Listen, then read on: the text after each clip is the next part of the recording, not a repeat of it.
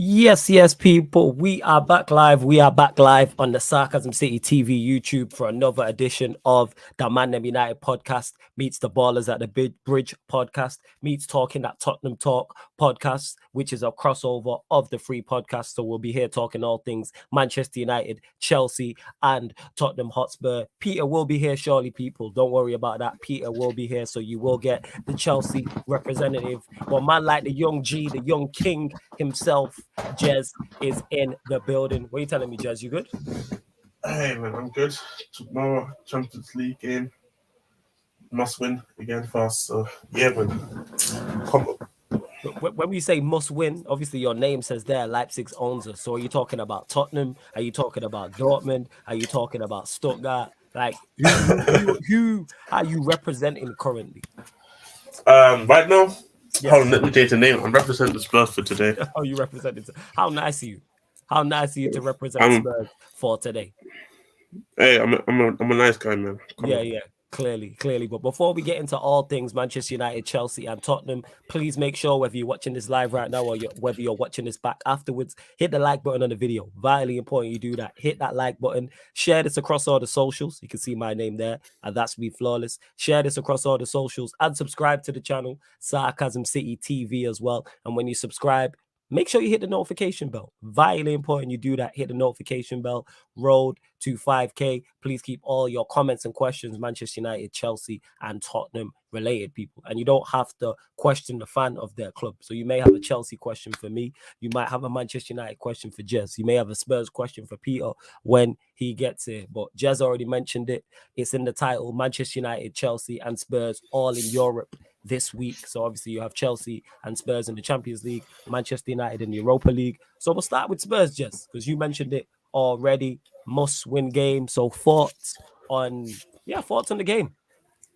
Hit me. Nah, obviously our first away game now, second game after group stages against Sporting Lisbon, who also won their game against Eintracht Frankfurt away. I think 3-0. So for me, I think it's just to kind of extend the gap between them. So where you can possibly have like two teams on 3 points with us being on 6 points and one team True. with 0 points, or just even the possibility where like you have a team with 3 points and then both the other two teams with 1 point in the line. You just have to just continue just winning. Like I don't see a reason. Like watching this event again, it's just because it's funny because I deeped it when I looked at this group. Everybody in this group plays three at the back. Oh, is it? So I didn't know yeah, that. So Sporting, Marseille, and Frankfurt all play three at the they're back. three at the back. Yeah, Okay. so everybody is going to match us in terms of formation. So I was hoping that we get some four at the back formation because I think we break them down a little bit more easier, in my opinion. And I think the informations are also a little bit harder for them teams to kind of play us down.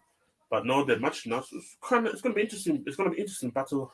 I mean, Sporting lost one of the best midfielders to Wolves in the summer. Yeah, but they can still Who was a that couple of midfielder? Who players was that there. midfielder? When you say one of the best. Matthias Nunes. Okay. Go on, Yeah. carry on. So obviously he's at Wolves now. So I don't know who they replaced him with.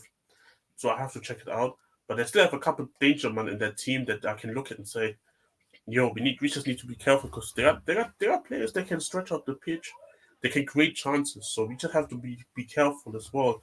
But I do think because Sporting is not like going away to Eintracht or going away to Marseille, because Marseille and Eintracht, the atmosphere from in terms of what the fans provide, it's just a massive. They're like Sporting, it's cool. They give you the energy, but it's not as big. So I think the players reach. For me, I said like this is a game for me. We have to just win. Okay. Because So I think you go set on. the tone. I just want us to set the tone. Do you think if you win, you'd get out of this group? Do you look at that game as that is that important and that vital to Spurs' European hopes? Because we spoke on Conte in Europe, we spoke on Spurs in Europe and how poor both manager and club have been. Do you see this as that important? Because you're away to Sporting early kick. And like you stated, if you win, you're 6 points, and then that leaves you 3 points ahead of Sporting, and then potentially 5 points ahead of Marseille and Frankfurt if they draw, or 6 points ahead of one of them and 3 points ahead of the other. Yeah. Like would I say it would give us bigger chances? 100%. Like I would think we would have a bigger chance qualifying because then when I look at our next games, then in terms of the Champions League, obviously our next game is Eintracht Frankfurt away. So I Yes. want to go into that game 6 points, 2 wins, Mhm. because because I don't think I think in this group Frankfurt is the worst team in my opinion right now in terms of form. I was gonna get to that. Who you actually look at? So you have before hold that thought. So you have Yeah. Frankfurt as the worst team. Who do you think's the toughest? Who do you think's the toughest opponent? Who's Um. the best of it? Who's the next best in this group? The next best I think would be Marseille. I Okay, generally fair. believe, I generally believe in terms of Marseille, in terms of like the players Yeah. and players I know, I think Mhm. Marseille they're also playing better competitions. They are kind Yeah. of used to kind of playing for the level where like Sporting. They don't really play to the levels of like because like after Benfica and Porto, they play like teams like BVT, Pacos de Ferreira, and them. Like I think they're just not used to. They're not used to this kind of like playing week in week out against like you have at least with let's say you have the PSGs, you Mm. have the Monacos, you have the Lyons, Rennes, and you know what I'm saying like you have teams there. I think Marseille for us was the toughest opponent. And that's why I Mm. always said the toughest game in this group will be Marseille away, which is our last game. And I said this already. We need to make sure we already through that group by the time we play Marseille away. Yeah, that's fair. So you look at it as that important because you're looking at Frankfurt as the worst team in the group. So if you get Yeah, six, so if you do beat Sporting, then you're on 6 out of 6. You're expecting 6 points from the two Frankfurt games. That's 12 points. You're through the group. And yeah, pretty much. arguably, depending on other results, could be top. And then you can rest players for them two games, especially because you said you look at Marseille away as the toughest game. And the thing is, even before this Marseille game, when you really look, because I really like how our schedule is pretty much. So pretty much we have the two away games now. Mm. Then our next two games after them are then the home games, and then the last game is obviously away. So you have back to back home before the last game of the group stages. So for me, like we have to win those games. I said this. For me, all three games they need to be 3 points at home. Away, I can understand if you drop points to Sporting or Marseille. If you drop points to Eintracht away, I'm gonna be angry. With Sporting Marseille, I can at least understand. Fair dues.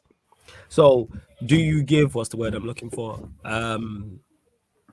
Will you give, because you're heavily critical of Conte, would you give him credit for getting out of this group if he does so? I think Or is it a bare I, minimum? I think this is the bare minimum. I generally believe so. I Okay. understand in terms of like I said this in the group chat when we got the group.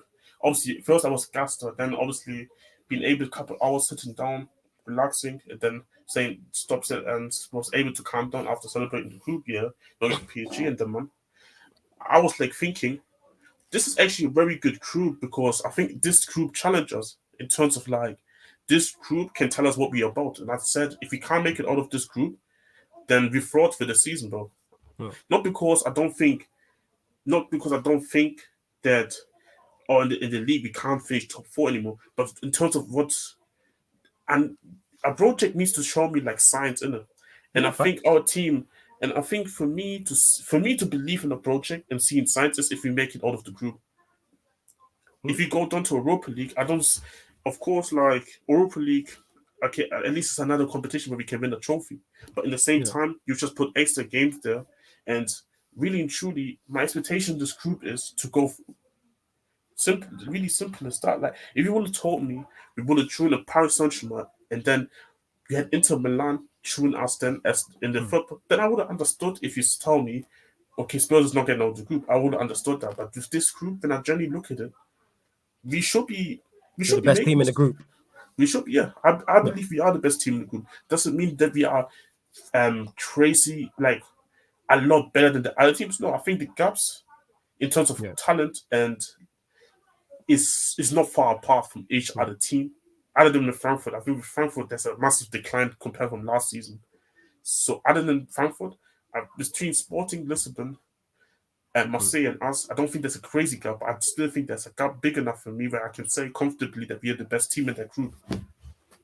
Yeah. That's fair. That's fair. You lot continue to get your questions in. We got people arguing about NFL. Eddie says, keep your Conte whining at a minimum, Jez. Your thoughts on this? Because Conte's done well so far in terms of results. You can't argue with his results. You may not like the the method. results. We like the results. Go on, talk about it. I mean, I keep saying this though. Like, I'm not saying we haven't gotten the results. The issue is sustainability. Because I've seen this team. My issue is if we gotten the better quality players in, and my issue with him is if we would have gotten the better quality players in, and he would have demanded like people taught me he's going to demand, then I wouldn't be more comfortable with the football he plays. Like, trust me, I don't have an issue with playing negative football, but you need the players, and you need the players with the dog in them. I don't think throughout the whole season, including Champions League football, I think eventually some of the players will break down eventually. Because I've seen it under Jose. I've seen it already. Right. It's very similar to Jose. All right. Yeah.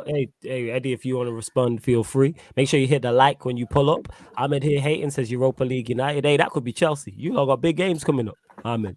You know what I'm saying? You lot got big games coming up. There's no guarantee you make it out of that group. Here's interesting. This is the first I've heard this. Safe says thoughts on Pochettino to Brighton. I believe it's a great appointment. Is there any? Where's the source for that, Safe? Jez, have you heard anything about this? I didn't see anything like that. I think that he's saying more like that it could be a good, in his opinion. I think Safe's opinion. Okay. I'm not sure because I haven't seen anything like that.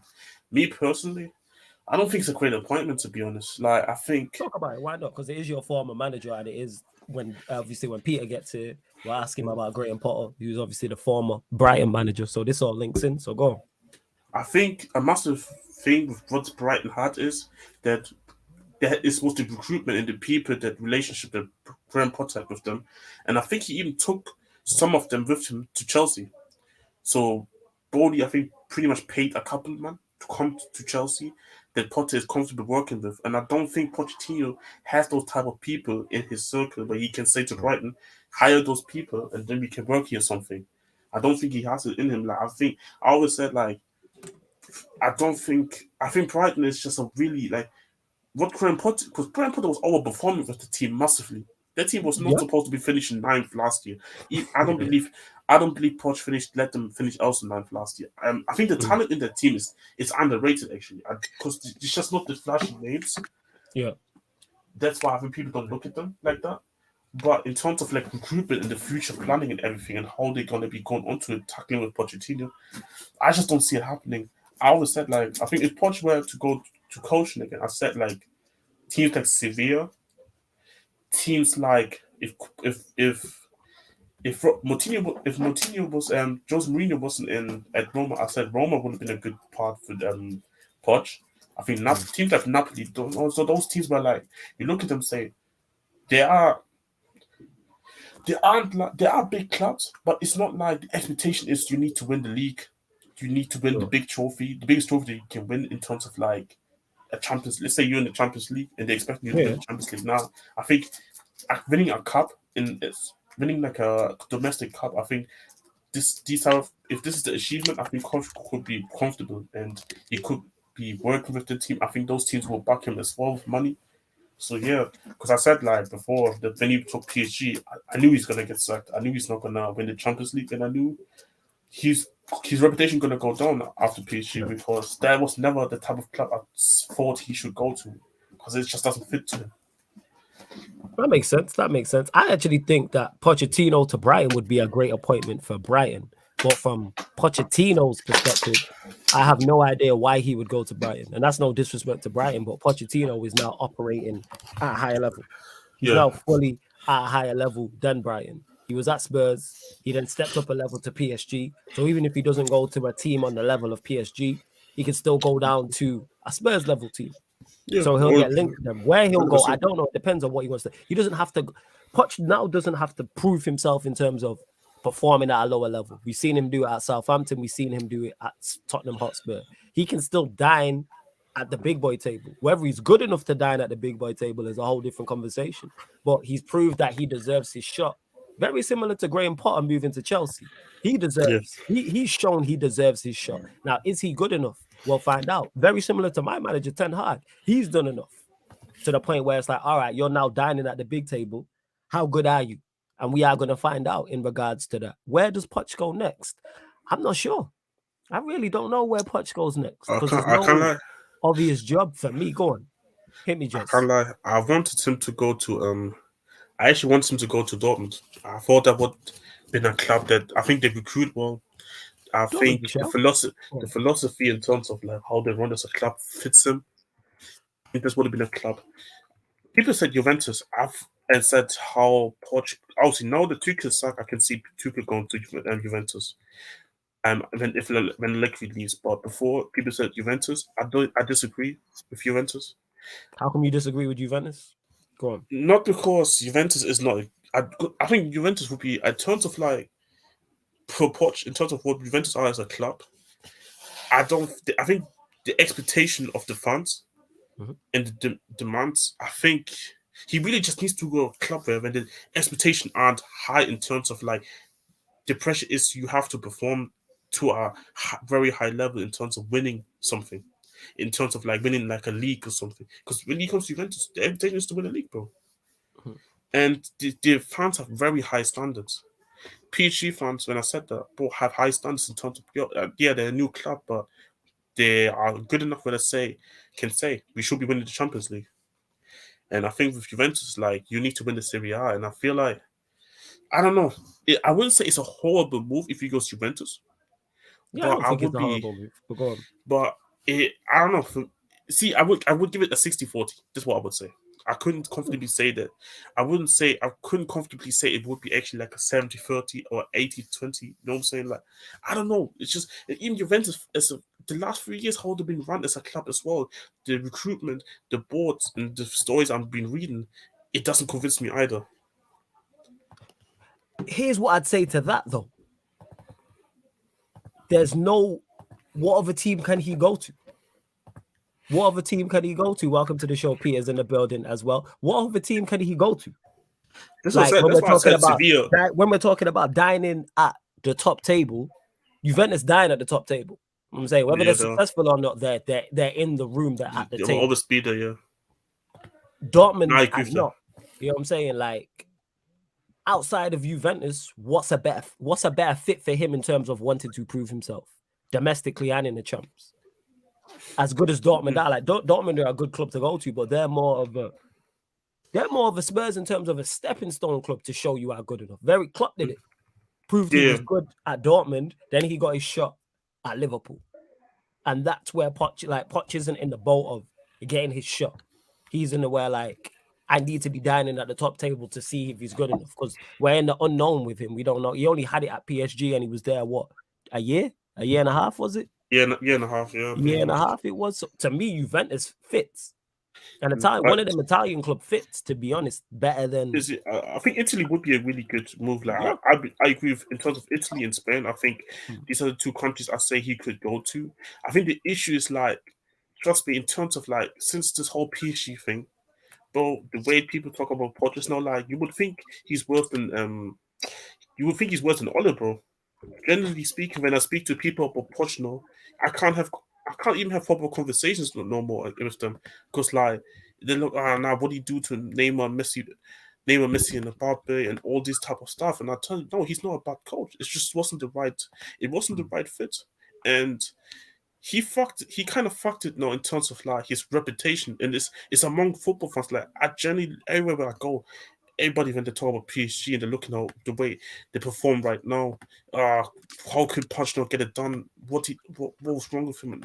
I mean, I'm like, yo, like you guys been too harsh to him in my opinion. But yeah, man, like, uh, nah, I like I said, Juventus. If he goes Juventus, I'm not saying he would fail there, but in the same time, I would have my doubts in the same time with Juventus. I just don't know. The club just itself is not it's not convincing me. In terms of like Juventus is a big club Yeah. and it's fair, but in terms of like I'd be just really looking the way they've just been running, the way they've been signing players. Hmm. When they like even this whole Dusan Vlahovic, bro, they Yeah. signed him. They signed him, but they weren't even like they didn't even sell players. Like they were talking about how they can't sign him and they have to wait Hmm. till the summer. And they said, "Fuck it, let's sign him." Yeah. Like I'm, Juventus, yeah, with it. Juventus is a big club. Yeah, that's what I'm looking at and going. Outside of that, you've been at PSG, so you're not going to go back. You got Real Madrid, Barcelona, which are currently unavailable. I'm saying United have just got a new manager. Chelsea have just got a new manager in. Klopp and Pep are still there. So that rules out England. That rules out Spain. That rules out France because you've been there. The only one left is Italy in terms of that upper tier of clubs. And again, because Safe says here, 1996 was the last time Juventus won the Champions League. I don't believe Pochettino is the man to win them that. I'm not saying the man to win them that. I'm not saying he's the one to show. They're the best club where he can showcase what he can do in Europe. You don't necessarily have to win.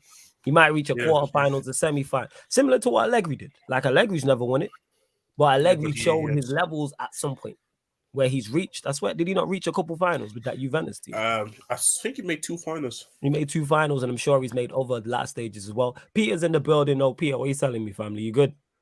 Yeah, man, I'm good.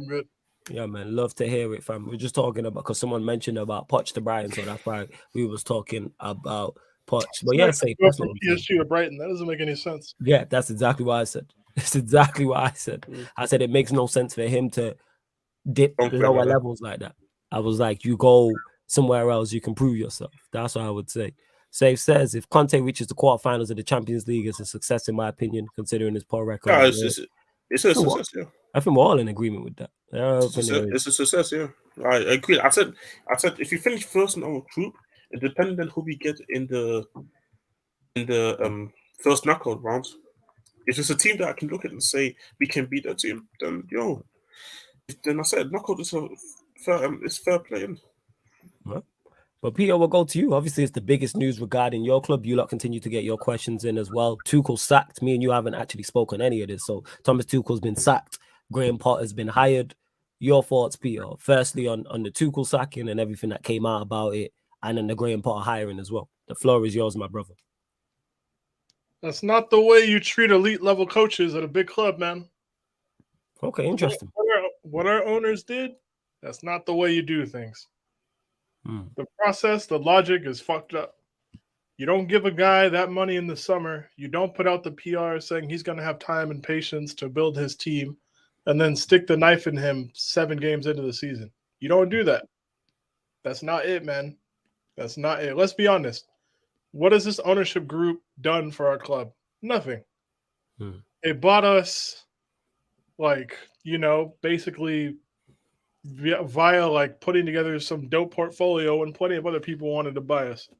That's not the way, man. Considering everything Tuchel did for this club, considering all the uncertainty he sat through when he had the chance to jump ship last year and go to Manchester United or go to Barcelona, he didn't go. He stood there and said, no, those places aren't for me. I'm going to stay here and see this through. Loyalty seemed like a big thing to him, man. And you guys stabbed him in the back the moment it was convenient. All this stuff coming out now about how some of these players were signed by Todd Bowley and Tuchel didn't want them. I understand why, as a manager, you're not going to entertain getting players that you're not interested in. I get it. Your Gordons and Ronaldos and stuff like that. Yeah, I understand it. I get it. I don't blame him. People oh, he has to play nice, he has to do this. Yeah, but respectfully, I'm the reason this club is world champs. You're just some random fat dude from the U.S. This guy. Let's be real. Put yourself in Thomas Tuchel's shoes. Everything those guys try to do in the summer, I don't blame him for acting like that through any of this. And it's not even a results thing. You didn't give him enough games to fail.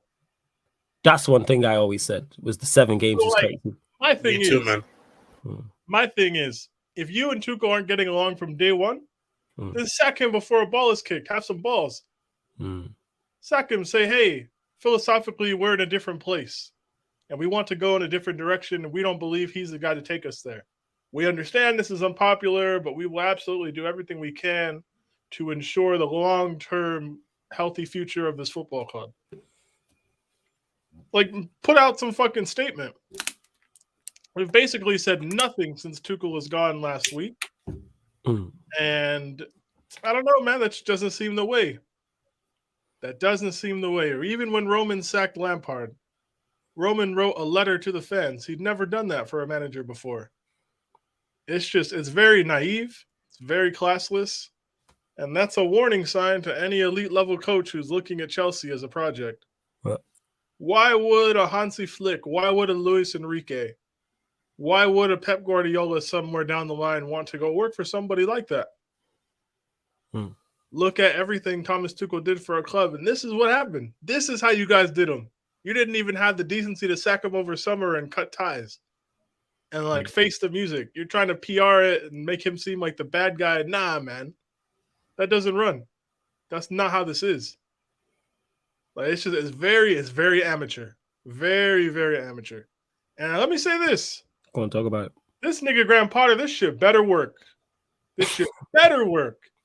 Because if Thomas Tuchel goes to Bayern or Madrid, who will probably need new coaches in 6 months, because Ancelotti is going to retire and because Nagelsmann's a shitty coach, then like, Matt, before you continue, the Nagelsmann thing, make sure we go back. Don't let me forget that. But go on, carry on. Hey, God help this planet if Thomas Tuchel goes to one of those two clubs and wins the big years.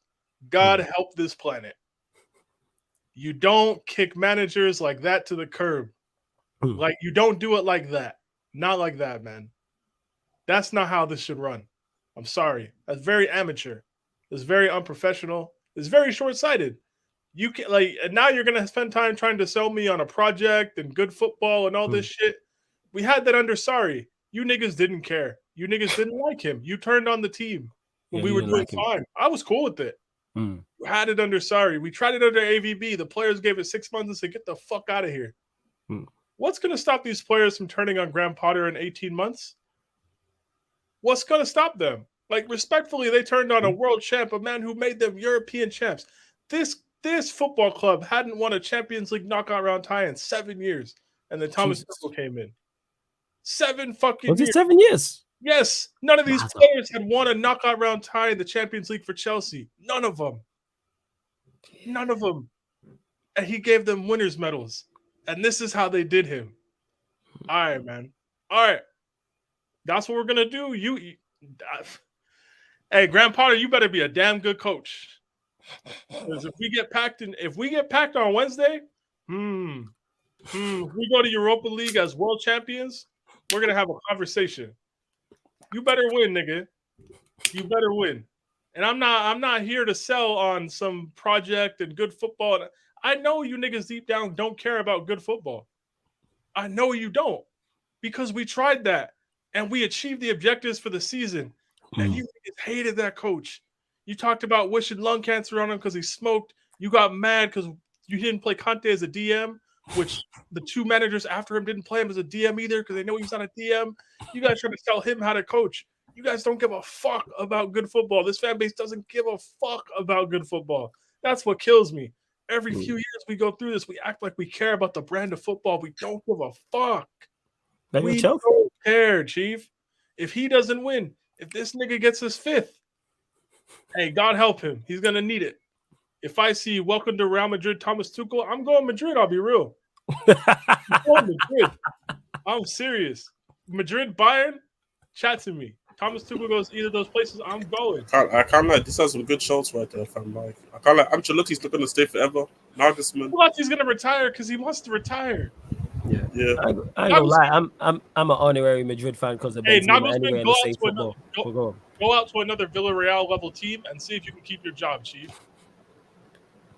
But hey, you want a guy who can compete in the European Cup? Let's be honest. Thomas Tuchel is the only reason people looked at Chelsea and said, "Yeah, they could win the Champions League." Facts. No, it's different though. Like, no, we just I know quantity now with like Chelsea. Like, I can't even say if Graham Potter is good enough to get him out of, but he never coached at this level, bro. You can say it's like Salzburg and Dynamo Zagreb and AC Milan, but bro, it's a different level, bro. The pressure is high, bro. The stakes are high. Exactly. So I don't know. That's what I say. I can't say Chelsea. Yes, do I look at the team and say Chelsea should go through? Yeah, but am I going to be confident? Can I comfortably say they're going to come through in this group's first or second? I don't know, because AC Milan is not a bad team. Yeah. Dynamo Zagreb, you already saw what happened, and Salzburg's also not a bad team. Random number. I was going to say to this, did they not hire Jose Mourinho? They hired Jose Mourinho to try and win them La Decima. They don't give a fuck. They did hire Jose Mourinho. They hired Jose, the ultimate terrorist. He's like the original. You know what I'm They saying? wanted to be He's that the so original. bad. They went full terrorist. He's the original. fuck? Like Mourinho's the first. He's the first well-known like villain. You know what I'm saying? And that like he's To the OG. comment above that about Di Matteo, the Yeah, reason yeah, Di go on. Matteo got sacked is because we dropped into the Europa League the next season. That's it. If we're keeping it a buck, that's it. Which, like, I kind of understand. If Tuchel dropped into the Europa League and they sacked him, I couldn't be mad. Mm. Like, that's not acceptable. Yeah, You should lose your job if you drop into the Europa League from the Champions League at Chelsea. You should lose your job. Do you think Graham Potter should lose his job if that happens? 100%, brother. Ooh, 100. okay. You're telling me we're going to go long-term stability and we're not going to have any short-term targets? Are you kidding? You spin? I'm just asking. I'm just asking. 100. Dinamo Zagreb, Salzburg, and Milan, and you're telling me it's okay if we come third? Nah, man. Nah, you're gonna stick the knife. You're gonna stick the knife in the back of a world champion manager, and we're gonna start making excuses for failure. I can't lie, just because the thing is here, I don't know how legit it is, but if it's really true that even if he doesn't make top 4 this year, they're still gonna not suck him. I think for me, it's like you at this you lowering the standards of the club, bro. Nobody was talking about Chelsea. Hey. If they finish 5th, everything is fine. Like, it was a terrible season for Chelsea. Though. Hey, look, these niggas can say whatever they want in the press because they have to sell this.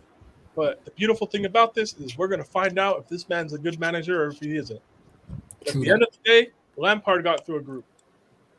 At the end of the day, Tuchel won the Champions League. Tuchel would have gotten us through this group. I stand on it. I don't care what you niggas say. I think everyone, all jokes aside, like me and Jezzo run Bants and others, I expect you lot to get through the group. I think Graham Potter will get you through the group. I think he will too, but if he doesn't, we're gonna have to have that. No, but this is what I'm saying. Like, that's why I meant with like unknown quantity. Like, I don't know what's gonna happen. My expectation is that Chelsea should go through, but if he doesn't get through that troop, bro, don't. Obviously, man, I saw man celebrating about obviously Tuchel's gone, Graham Potter's gonna play the good football, but I'll be real, bro. Like, because Chelsea found it very funny to me because they were even talking about Tuchel in the summer. Don't care. In the summer. They were talking about how, let's stick with this guy. He's literally getting bugged. Let's see what's going to happen. And then it took just 7 games where, like, these guys have massively turned on this guy. Like, he's a bum. Like, I still say to this day, fam, I will swap managers right now, bro. I will swap managers. I don't care that Conte had a good start to the season. You did say that from early, I don't care because I know Tuchel. I believe he's a better manager, personally. And for me, it's like, I would love to see what will happen though if Tuchel would have stayed longer and see how it would pan out. But then again, maybe that's why it's also like maybe it was also part of why Chelsea had a shit start the season because Tuchel knew all about this whole thing that he wasn't fucking with Bowley. Bowley's literally thinking was sucking him, but he can't right now because Bowley's flirting with other managers behind his back, trying to go over his head and get players the manager doesn't want. That's why. So for me, it's like you lost the trust with the owners.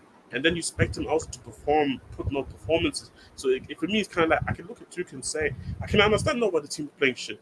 Yes, the player they're not playing for you, but at the same time, the owners are not really fully backing you in the same time as well. And it's the same shit happened with PSG where like he fell up with the owners, he fell up with the DOF, and when this shit happens, then performance is getting shit, the team's playing shit, players are unhappy, and then he had to leave, bro. And it's like for me, it's like Bowley looked at Twitter and saw all the reactions on Twitter saying like Tuchel out, and he took it actually like word for word. I'm just saying, man, like there will be no PR, there will be no selling me on the idea of Graham Potter. I will be under no philosophical revolution or enlightenment bullshit. You better win, Chief. You better win. You got 32 Premier League games to get in that top 4. You got 5 Champions League games to get through this group. You better win. Better win. There is no selling me on some long-term sustainability future bullshit. Sorry. If you guys can't see why the way Tuchel got dismissed from this club is fucked up, then I don't know what to tell you. If they would have sacked him in the summer, they would have got Potter in, I would have still disagreed with it, but it would have made sense. They didn't even give him long enough to really fail. True that. They chopped him from behind. They hit him with the chair the moment he turned his back. That's not how clubs are supposed to be run. That's not it. That is not it. Why is any elite level manager going to look at Chelsea and be like, oh, yeah, I want to work there? Because, guys, think about it in the future, right? 2024, Thomas Tuchel wins the Champions League with Bayern Munich. We lose in the round of 16 to fucking Sevilla or some shit. How does that make us look? Imagine losing to Sevilla in champs, never my club. But go on, carry on. But like, my point is, like, guys, you know, like, part of what this decision is going to look like in the future depends on what Tuchel goes on to do, right? Like, I don't understand. And this is the thing, Josh. This is the thing you're not getting, right? Yeah, I was letting you go before we got, but yeah, if you want to get to it and address it, we can address it. I'm presuming you're talking about. I want to address this right now. Like, this is the thing. So Tuchel lost it. Yeah, go on. He wasn't on good terms with the owners. Lost the dressing room. His team's been playing shit, right? So being on not good terms with the owners. Let's start there. Why are the owners? Why do they feel so empowered to want to force players on him in the first place, right? If they want to do that, why didn't they sack him then? I don't think you're listening to the point I'm making, Josh. They should have sacked him earlier if all of this is true. If he wasn't seeing eye to eye with the owners, make the tough decision earlier. What is the point of waiting? You've disrupted our season. You've not given Graham Potter a proper preseason. What if Graham Potter doesn't actually want some of these players? What if he does? It begs the question, if these are players that he wants, why not sack Tuchel earlier? The timing doesn't make sense. To say the man had to go, sure, sack him earlier or sack him later. Give him actual time to figure it out. The moment there's problems, you just chopped him like every other manager. What's going to happen when Graham Potter hits problems? What's going to happen when he goes 3 wins in 10 like he did at Brighton every season he was there? What's going to happen? And again, if you want to say he had to go because results are bad, bring me somebody who can guarantee results are going to be better. Can you say Graham Potter is going to lead us to better results? Can you say for sure? No, for sure. No. It's a step into the unknown. No, that's the thing. Why are we stepping into the unknown now? Why didn't we do that 2 months ago? You could have sold me on that 2 months ago. Why do I have to step into the unknown 6 games into the season? Why? You didn't even go and get me some sort of known quantity who can at least steady the ship for the season. We went full philosophical revolution bullshit. What if this doesn't work? Has anyone thought about it? Like, go on. That's the thing. Say, don't work that. I've asked this question: how much time does he get? Because people are saying he will get the season, but say the season does go bad. Yeah, this is my point. Your time, the floor is yours. He's gonna get the season. All right, boss. We won 3 of the next 9. We're 11 points off top 4. You're telling me he's getting the season? Are we sure? I can't say for sure because it's new management, so I don't know what their thought process on it is. Because he seems to be that Potter is their guy. That's why they've gone down this route that you said, the philosophical bullshit, as you nicely called it. So we'll see. I personally don't know. It's just, look, it is what it is, right? They're gonna do what they want to do, but this is just not how you handle choosing a manager. This isn't it. The optics stink. I'm sorry. The optics stink. If you are trying to go over his head and get players that you want for next man in charge, or you DOF is singling out Potter as he wants to work with him and he's not in place yet, and you kind of have like a dead man walking as a coach, that's not it. Well, that's not how you do it. And if you're going to do that, you better upgrade. You better have brought me Luis Enrique, not fucking Graham Potter. We didn't. That's the point. Like, guys, we didn't for sure upgrade. That's true. You could have, but it's not a definite. Like I said, I look at Chelsea. I said this top 4 is now not a sure because Potter's in there. And that's not because I think Potter's bad. I just think currently, right now, I can say Tuchel's a better manager than Potter. But Potter could be cold. But like we were talking about with Poch and getting this is now his shot at the big time. But it's very rare for Chelsea to give managers their shot at the big time. It's stupid. It's rare. And like anyone who might not understand, like, we could have just all played nice until the World Cup and got along. And we could have all lasted until then and waited till potentially better managers were free. Yeah. But we pulled the trigger before the World Cup and settled for Graham fucking Potter. Stinks. Pardon, man. Go get And Graham Potter. this isn't me saying he's gonna be shit. I don't know. I hope he does good. For his sake, that motherfucker better do good.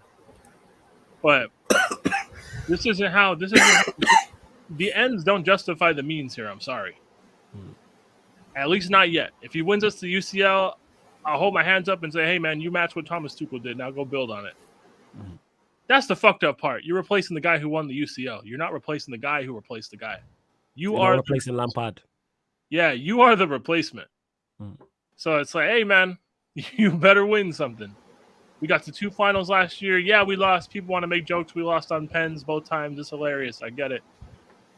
Hey, I'm just saying, Graham Potter, I need to see something. There's not going to be any losing 7-1 to Bayern in the round of 16 in Champions League like Lampard did. You're not selling me on that. You're not selling me on that. I'm sorry. Say, if you're asking if I think Tuchel would have got the rest of the season if he won the 2 domestic cups, no.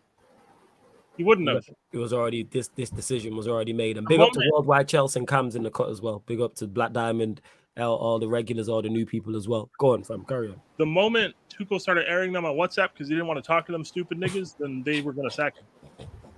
Which, like, if I'm Tuchel, I feel him. Tuchel, like, is one of those people who likes to coach and likes to go home. Yeah. The only reason he stepped up last spring for the club is because there was no one else. He didn't want to turn into a politician, but he had to. And Tuchel actually liked the people that were under the previous regime, like Czech and Marina. Tuchel liked them. Bowley sacked them. So it's like Tuchel said, hey, my guys got chopped. Fuck you. Well, like, I feel him. I kind of feel him. Like, I understand playing nice would be great, but he wants to coach. Shocking news, guys. Our head coach wants to coach. Coach wants to coach. Yes. No, he doesn't want to be in WhatsApp groups. No, he doesn't want to sell the club to some random guy that he doesn't really want as a player. Nah, fuck that. I'm a coach. Bowley could have brought in a DOF when he announced the takeover of the club. He could have done that. He could have had someone else in that role. He tried to pass responsibility to Tuchel. So, all right, Chief. You got what you wanted. You got your guy. Got so that should better work. Fair. I'm sure you have questions on what Peter said, so get your questions in. Get your Chelsea questions in, any Tottenham questions in, Manchester United questions in. Worldwide Chelsea says full feedback on after games, which is weird, so he was kind of done with it. Tuchel was in no signings photos at even clock. If that's the case, yeah, that is an eye-opener if he wasn't there. C1 saying, TT, my gaffer regardless. Well, he's not. It's Graham Potter, so hold that, C1, hold that. You know what I'm saying? Hey, man, I'll be real. We fucking end up in Europa League and he goes to Madrid or Bayern. I'm going Madrid or Bayern. I don't do this. I will go so fast. This isn't the club I grew up supporting. This isn't Chelsea. See, the funny thing is, Chelsea. Yeah, go on, Jez. Go on, Jez. The funny thing is, what I was reading all this stuff is like, these guys say 5-year contract. They want to do this and that and spend the money on him and that. Like, I'm like, yo, it's like, why would you do that for Tuchel? Like, what has Potter really done for you? Like, unless it must be really fair. Because again, like, I don't want to do any sort of like journalizing things, but you know, like in sport, and especially American sport, bro, people love to be entertained, bro, when they watch, bro. I think all the generally looked at him also and said, like, yo, I want the big guys here, I want the stars here, I want Chelsea to be like. He wants to have Chelsea be commercially a bigger club as well as they already are. He wants us to be Arsenal. That's what he wants. Pretty much, yes. Pretty much. To be who? He wants us to be Arsenal, bro. Oh, okay. In terms of like stature and how they are looked at as well. And for me, it's like Chelsea fans are not gonna afford. Bro, if Potter goes 2 years, if this goes 2 years in here, Potter is failing to win a trophy, bro. Chelsea fans are twinning with him, bro. Oh, 2 years, brother. Let him win 3 in his next 9. Let him. hey, God help us if we lose on Wednesday. God help us. No games till October 1st at Palace. Palace pack us too. I want Super Tommy Tuchel in the away end. That's what I want. Super Tommy. Hey, Zaha has a meal for me though. I might have to. I might have to put Elise in my FPO. I'm telling you, like, guys, this isn't Chelsea. I'm sorry. This isn't Chelsea. This isn't what I grew up on. Like, you can try and sell me on long-term stability, bullshit, blah, blah, blah. We all know what's going to happen when he goes through a bad run. Oh, definitely your fans will be on him. We know that much. Your Yeah, fans we are going know to be it's on him. we know it's Will your cap. owners pull the trigger, though? That's what it is. Will the owners pull the trigger? Hey, Todd Big Mac, if you're listening, you're an idiot. You are an idiot. You ditched a world champion manager for Graham Potter. This club will pay for their sins one day. This club will pay. Hey, man, Graham Potter, man. Nah, he might actually be as good as the Graham Potter fans make out, though. He could be. That is potential. Oh, and then win us the Champions League, maybe? Yeah. Oh, we already did that shit. Yeah, So, bro. the issue Maybe is the here? Premier League as well. You know what Oh, I'm saying? the Premier League. Let's go. Guy who's finished top half once is gonna win us the Prem against fucking Pep. You just play. Yeah, no one's winning against Pep. Like, we gotta wait for like. But this we're gonna Pep wait shit till to he fight back. leaves. Yeah, everyone's on that though. Then what the fuck is the point of bringing him in now? Bring him in when Pep leaves, or better yet, try and get Pep when Pep leaves. You fuckers, you fucking idiots. This doesn't make sense. There's no way you can package this to me where it makes sense. If Pep leaves, try and get fucking Pep. Fucking Graham Potter. What is this? I'm just playing devil's advocate. What's what I'm saying is, Nah, you can play that shit all you want. It doesn't make sense. Tell him again. Doesn't make sense. Oh, yes, It man. doesn't make sense. I'm sorry. yo, I get treated terribly on my own channel. Just putting that out there, people. You know what I'm saying? Like, Hey, the there way we go. Hey, I think that's a you problem, bro. I'll be the real. way I so fuck you, Jess. Fuck you, man. Fuck you, Jess. Hope your fan stops working. Fuck you, man. You know what I'm saying? Well, no, that's fun. It's always gonna work. Sucks, yo. hey, Like, all yo. you guys in the chat talking about players downing tools. Maybe the players are downing tools because Todd Bowley's fucking telling everybody behind our coach's back that he's not going to be our coach anymore. Maybe. That's fair. Like, maybe the organizational instability bled onto the pitch. Maybe, guys. This guy felt away by getting aired in WhatsApp, so he started trying to get players over the coach's head. You don't think the other players started seeing that? Like, did we ever stop and think that things going on above Tuchel's head weren't stable either and weren't, like, there to support him? You think something like this could ever run at Liverpool or run at City? No. I never looked at that. That's a valid point. These owners are clowns. They're That's a valid clowns. point. They're clowns. They swept the rug out from under our coach. Mhm. These owners are clowns. So, hey, next time our players get in their feelings, you better use your emotional intelligence and psychology degree, nigga, because you're going to need that shit, Graham Potter. Hey, psychology, man. How about 3 points, man? How about European Cup, man? None of you're not selling me on getting fucking whacked in the round of 16. I'm sorry. We went from competing for that shit to fucking vibes and good football and triangles. No, this isn't But Arsenal.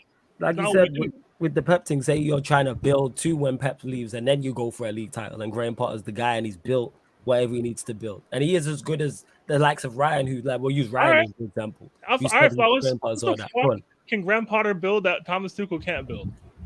That's a fair point. You know what I'm saying? Outside of, What's the of point? quote unquote better football, yeah, that's it. You know what I'm saying? What is the point? Yeah, I hear you. We can talk about downing tools because they weren't buying into Tuchel. The question is why. The real question that we're not wanting to ask is why weren't they buying into Tuchel? Because they knew he was a dead man walking. So you reckon it goes there? It's nothing to do with what we heard about certain players playing. Oh, out of I have no position doubt these players are stuff like fucking that. pussies and are fucking don't want to take accountability. I have no doubt. But like, look, guys, at the end of the day, Thomas Tuchel gave all of those players the best moment of their career. And they had no loyalty. None. Everybody wanted out. It is what it is. Like, if we're gonna blame the manager for losing control of the team when the ownership group is getting him players that he doesn't necessarily want, is recruiting players behind his back, and is trying to force players on him, then, like, I don't know, maybe we're just not wanting to put any culpability on the people who are actually in charge. Maybe they should have sacked him earlier. I don't know. They should have definitely sacked him earlier. I said that made no sense. Yeah. That made no sense because he didn't even get a chance to put all of his players on the pitch together who were signed. I actually think your window was good. I think your window was good. Hey, man, cool. You want to pull the rug out from under a world champion coach? That's great. Graham Potter, you better win, Chief. We got no game on the weekend because this fucking queen bit the dust, and we can't have security for some bullshit reasons. So thank you, UK. I don't know why there was no contingency plan for a 96-year-old woman kicking the bucket, but whatever. It sucks that they can't just organize it and have enough police, but that's a whole different conversation. Whatever. My point is, if we lose on Wednesday, we got no game for 17 days. Yeah, I seen that. It's like that would be. Go on, Jess. See, because the thing is that also you have your mini preseason, but then again, bro, you need to play games. Like that's why I said, like, is it gonna be actually beneficial for the Chelsea? That also it's beneficial in a way, like he can go now and get them to understand his tactics. But you need to play football. You need to play the competition and to be ready to go, bro. When you have to play those teams, bro. And this for me is like. That's what I'm saying. For me, like, if you really had those indications already that you want to get rid of Tuchel, you should have done that in the summer. For me, it really didn't make sense at least. But for me, like, I generally was shocked, bro, when he got sucked. I'm waking up. I'm seeing like he got sucked. I'm like, yo, come to Tottenham, bro. Because like my manager's sticking up the place. Because I generally don't believe. Because the funny thing is here, we was even talking in the fan Q&A was. And I was like, yo, like, why is everybody so overreactive about, like, obviously, what Lucy wanted to Zagreb is terrible, but let's not act like, bro, when the first 5 minutes, Chelsea should have scored a goal there. I watched the game, bro.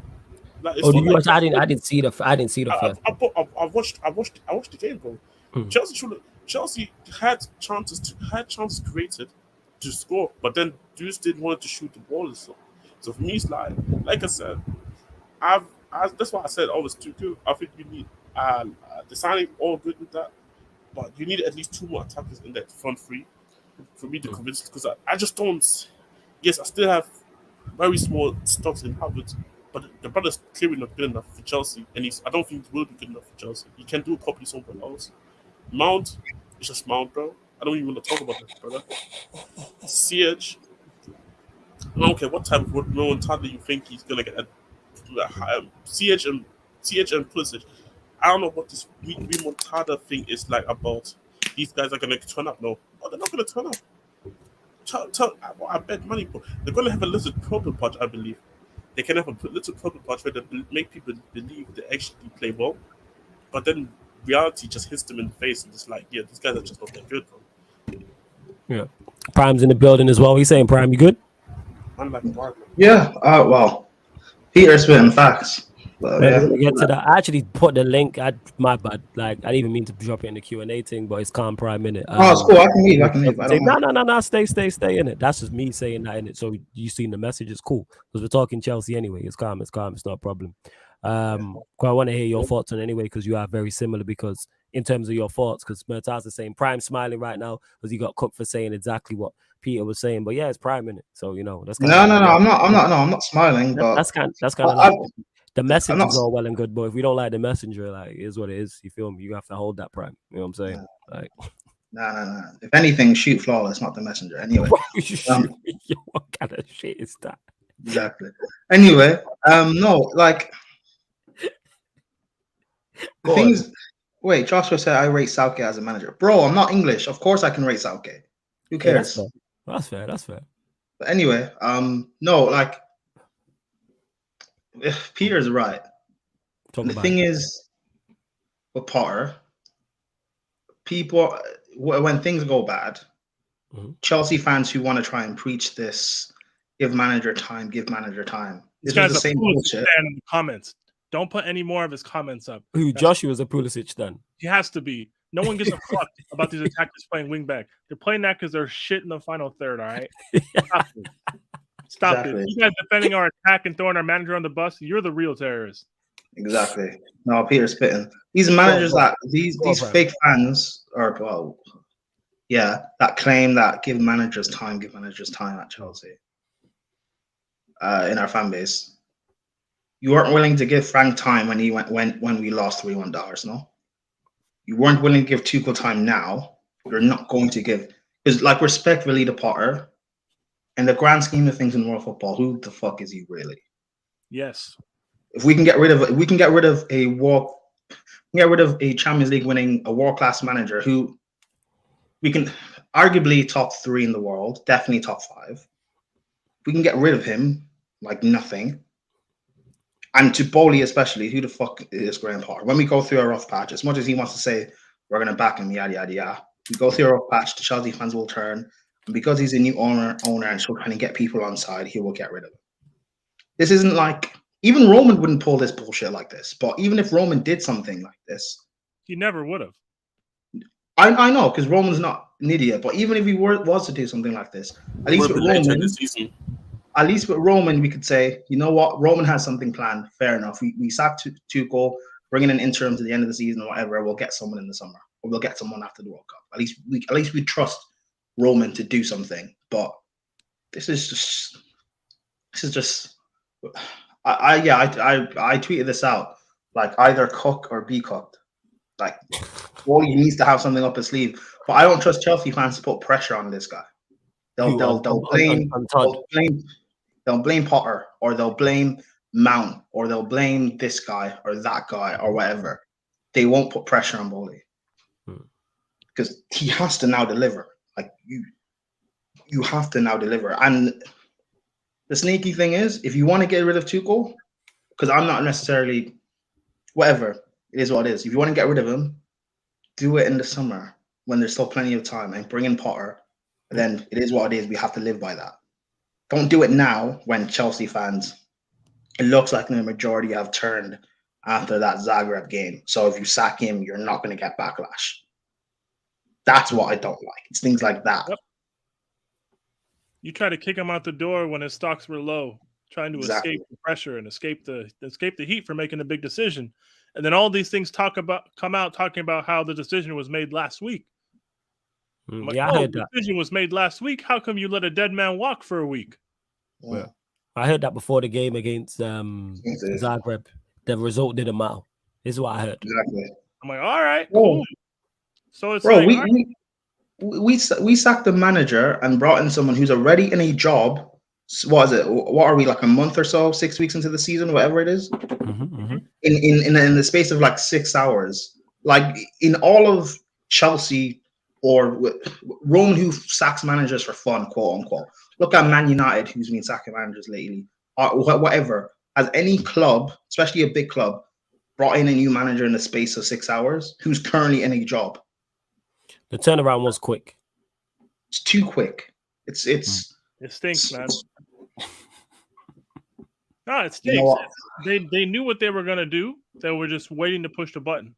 Push the button in the summer. If it's true that our DOF wanted Potter from day one, appoint that DOF sooner and go get your guy and kick two. You know what? Just you know. Go on, Brian. I'm devastated, man. Talk to us, man. Get it off your chest. I want to see. No, I'm not. The thing is, like, I know what this fan base is like. Really flawless. Let us lose by more than a 3-goal margin in the Champions League. You laugh, but I know. I know.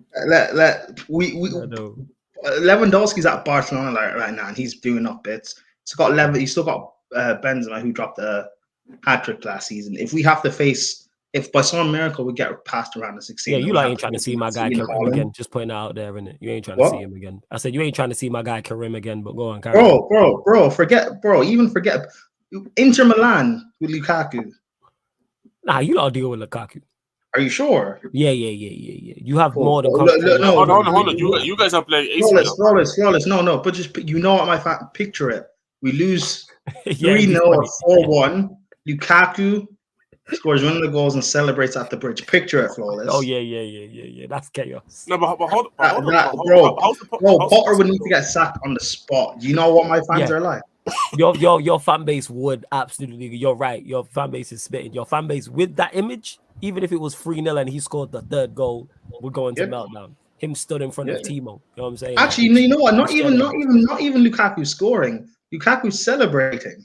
Yeah. Bro, and the thing is, like I don't big up Potter, but I do want to give him time because maybe he could do something. Maybe.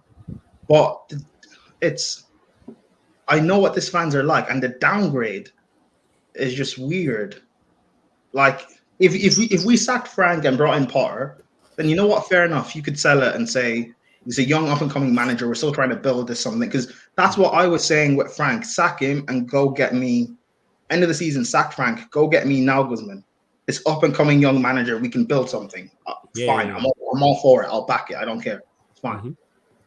But to go from Tuchel and say we're going to build something with Potter, like, whatever. Go on, Jez. You was gonna say something. Go on. Floor is yours. You now have to back him. You now have to back him. I was just saying, bro, like, because he was saying Inter Milan. I swear you guys play AC Milan. Yeah, they play AC. Yeah. Oh no, I'm talking about. Oh yeah, we still have to get out of the Champions League group. You're right. Yeah.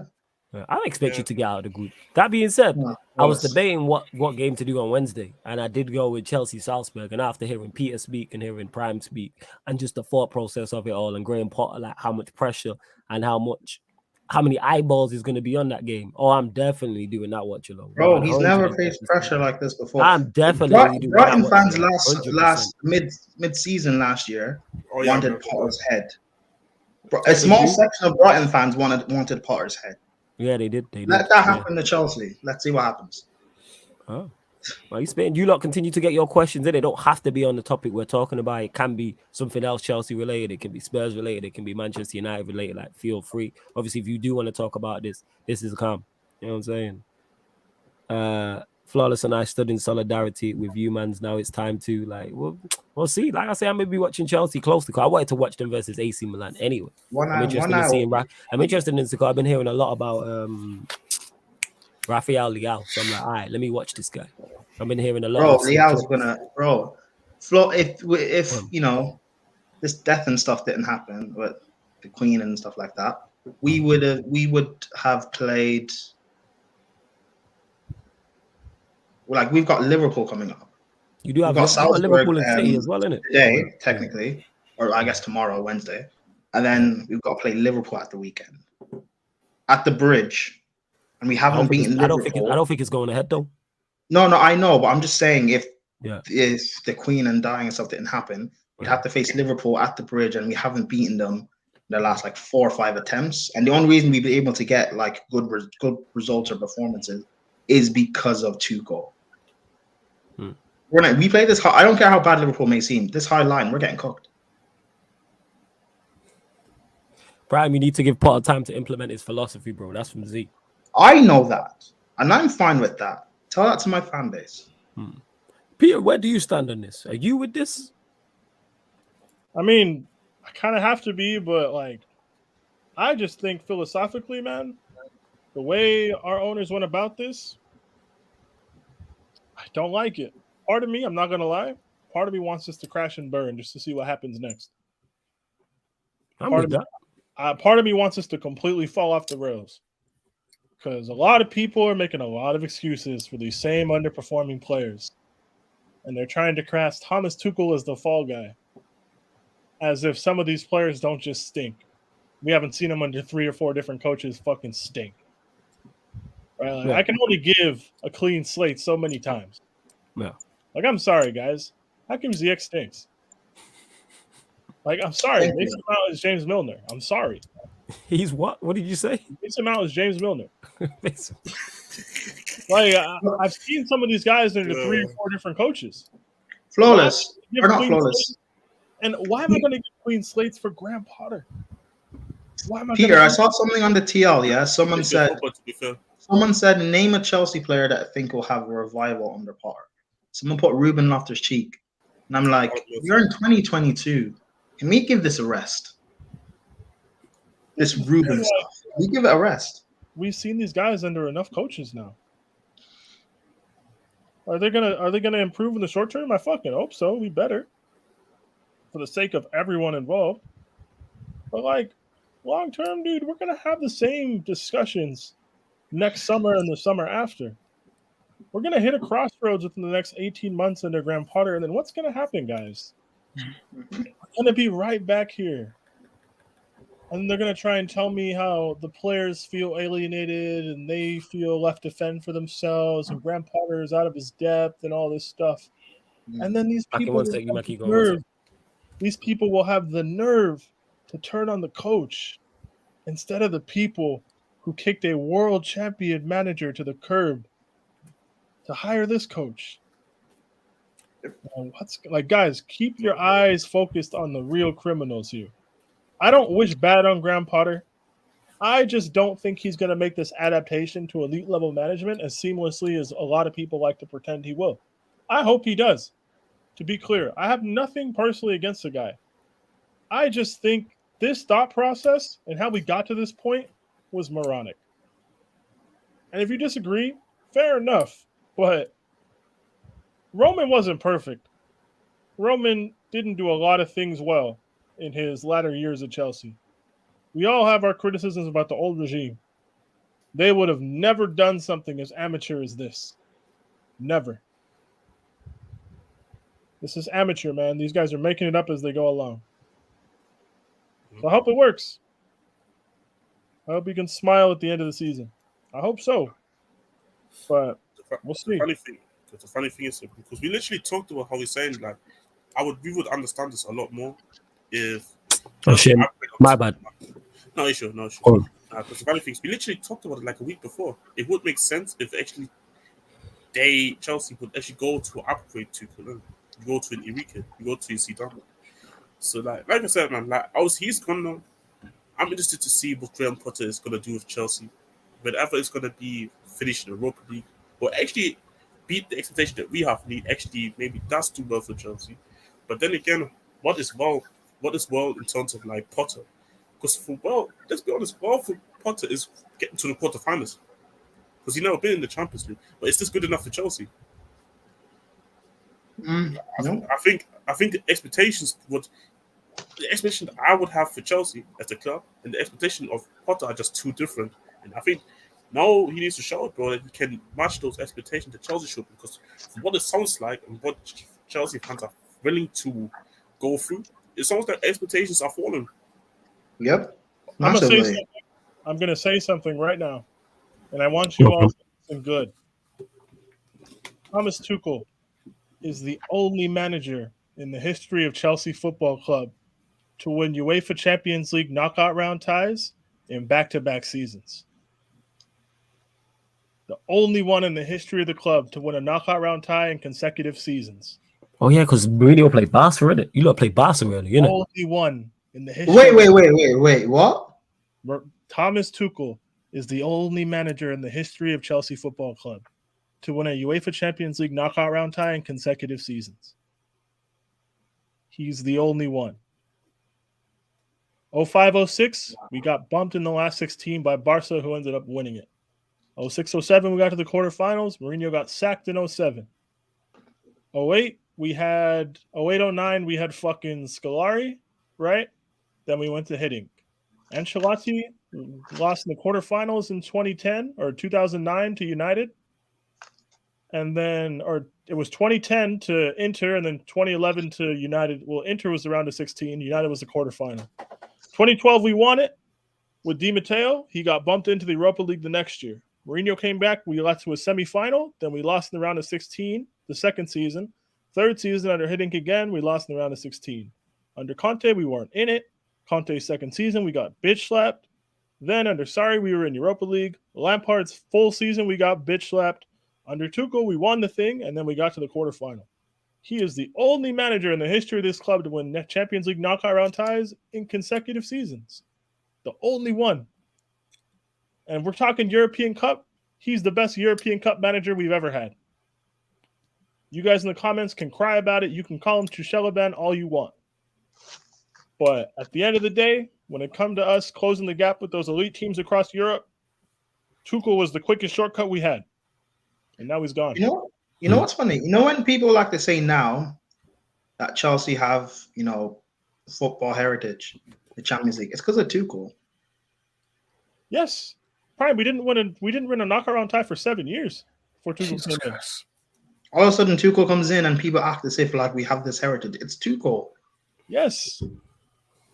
And it's not as if right now that, if Potter had a primed Chelsea team, probably wouldn't necessarily be a problem. Because the Chelsea team could help him. But he's sorry, you go. At our peak, the team managed itself. Yeah. They didn't listen to Avram Grant at a protest of Roman sacking Jose. And they were one solitary slip from winning the big years, coaching themselves. Avram Grant would do the tactical meetings. They'd get together and say, fuck that. We're not doing that. That was how good our team was. We went against prime Sir Alex coaching ourselves. That team was elite. That Chelsea team was elite. If our team was that good, guys, and that's the thing. If our team was actually that cold, I wouldn't be that pissed because I'd be like, all right, whatever. We'll still win stuff. But his team's not that. His team is not that. And if you think it is, you only thought that because the German man in charge. Team is Peter, Chelsea fans actually think going into the season that we're competing for this league. People actually think that. Yeah, that's wild. Hey, look, like, it is what it is. You guys can disrespect Tuchel now all you want. You can do that now. At the end of the day, guys, that Madrid performance last year in the Bernabeu, call me when Graham Potter puts something together so good on a big stage. Call me. Let me know. I would love to see it. It will never happen. That was one of our finest European performances in this club's history. Tuchel put together an unbelievable resume in Europe. Unbelievable. And we're taking that for granted. We're kicking him to the curb because our owner got aired on WhatsApp and he's in his feelings and he wanted to sign Ronaldo. That's what we're doing. All right. Cool. So when Hansi Flick and Luis Enrique don't want to take this job because they're run by clowns, think back to what happened in September of 2022. Think back. This is a landmark moment for this football club. We either spring forward into some new era of sustained success under Graham fucking Potter, or we become Blue Arsenal. Oh, I've been saying this. Don't become Arsenal. No in between. If we get to this question to Peter, if you finish outside top 4, should Potter be sacked? I know you answered this, but Black Diamond got here late. Oh, 100%. 100%. Yeah. But Prime, what are you saying about this? I'm not excusing failure. Fair enough. If we finish outside the top 4, does he get... Yeah. No, should he be sacked? So say you can pull the trigger. So you're in charge of the decision. Would you sack him? On him tomorrow if I could. If I could do it, bro, flawless. If I could do it, I'm sacking Tuchel and begging. I'm sacking Potter and begging Tuchel to come back. Okay. So that's a defo, yeah, to both to this question, Black Diamond. Where else Peter, there's specific players who you blame heavily for Tuchel being sacked. That's for Brian. It's a good question. I don't even want to go in on the group of players as much as like in specifics and single them out. I think the ownership and just the clown show they ran all summer and all the things coming out now, it doesn't add up. It stinks. I know these players will let managers down if they're given the chance. I know this. They've done it. I know what these players are. You've seen them. You've seen this happen with. There's a reason I want half of them replaced. Yeah. You did say that early last season, and you was like, I pushed all of our attack. I think you said all of your attack outside of Reece James. I think it was like all your like wingbacks included. Yeah, like off a cliff. I pushed him like, nah, Kai Havertz is good. Werner's good. Hey, guess what? Kai Havertz got his second coach sacked. Yeah. That's and hey, it is what it is, man. I don't, as far as specific players, I don't think it's that deep. But this ownership group, you'll have to answer for your sins one day. Hopefully not one day soon. What about you, Prime? Is there specific players you blame heavily for Tuchel being sacked?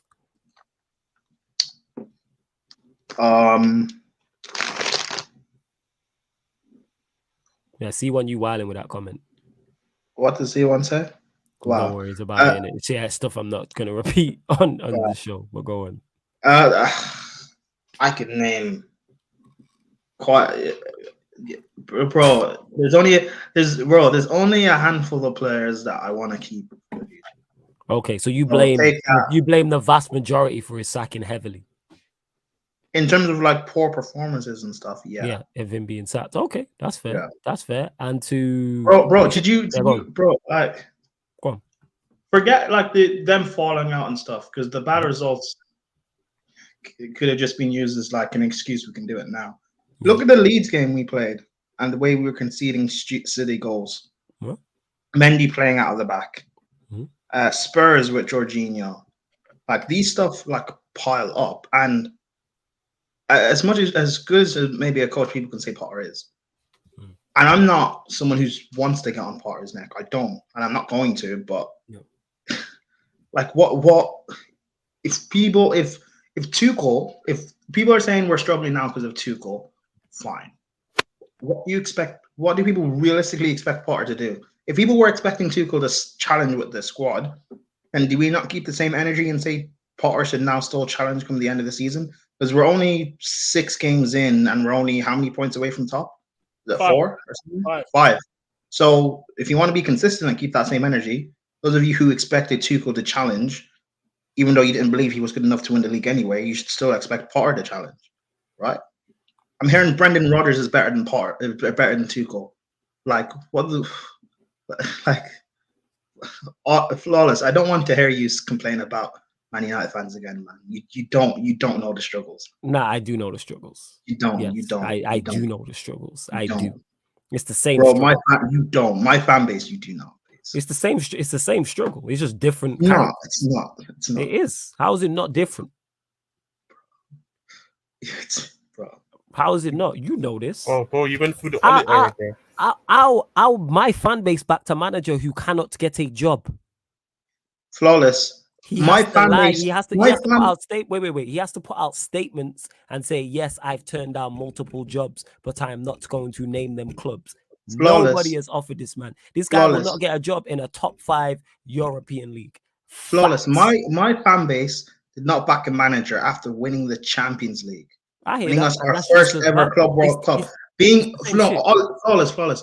My fan base would rather back the manager, and I like Rodgers. He's good for the level he's at, but would rather back a manager like Rodgers, who doesn't have any big pedigree whatsoever, and someone who came in halfway through and dropped a Champions League masterclass. Yeah, I hear that. That's terrible, and that's this is in the this terrible.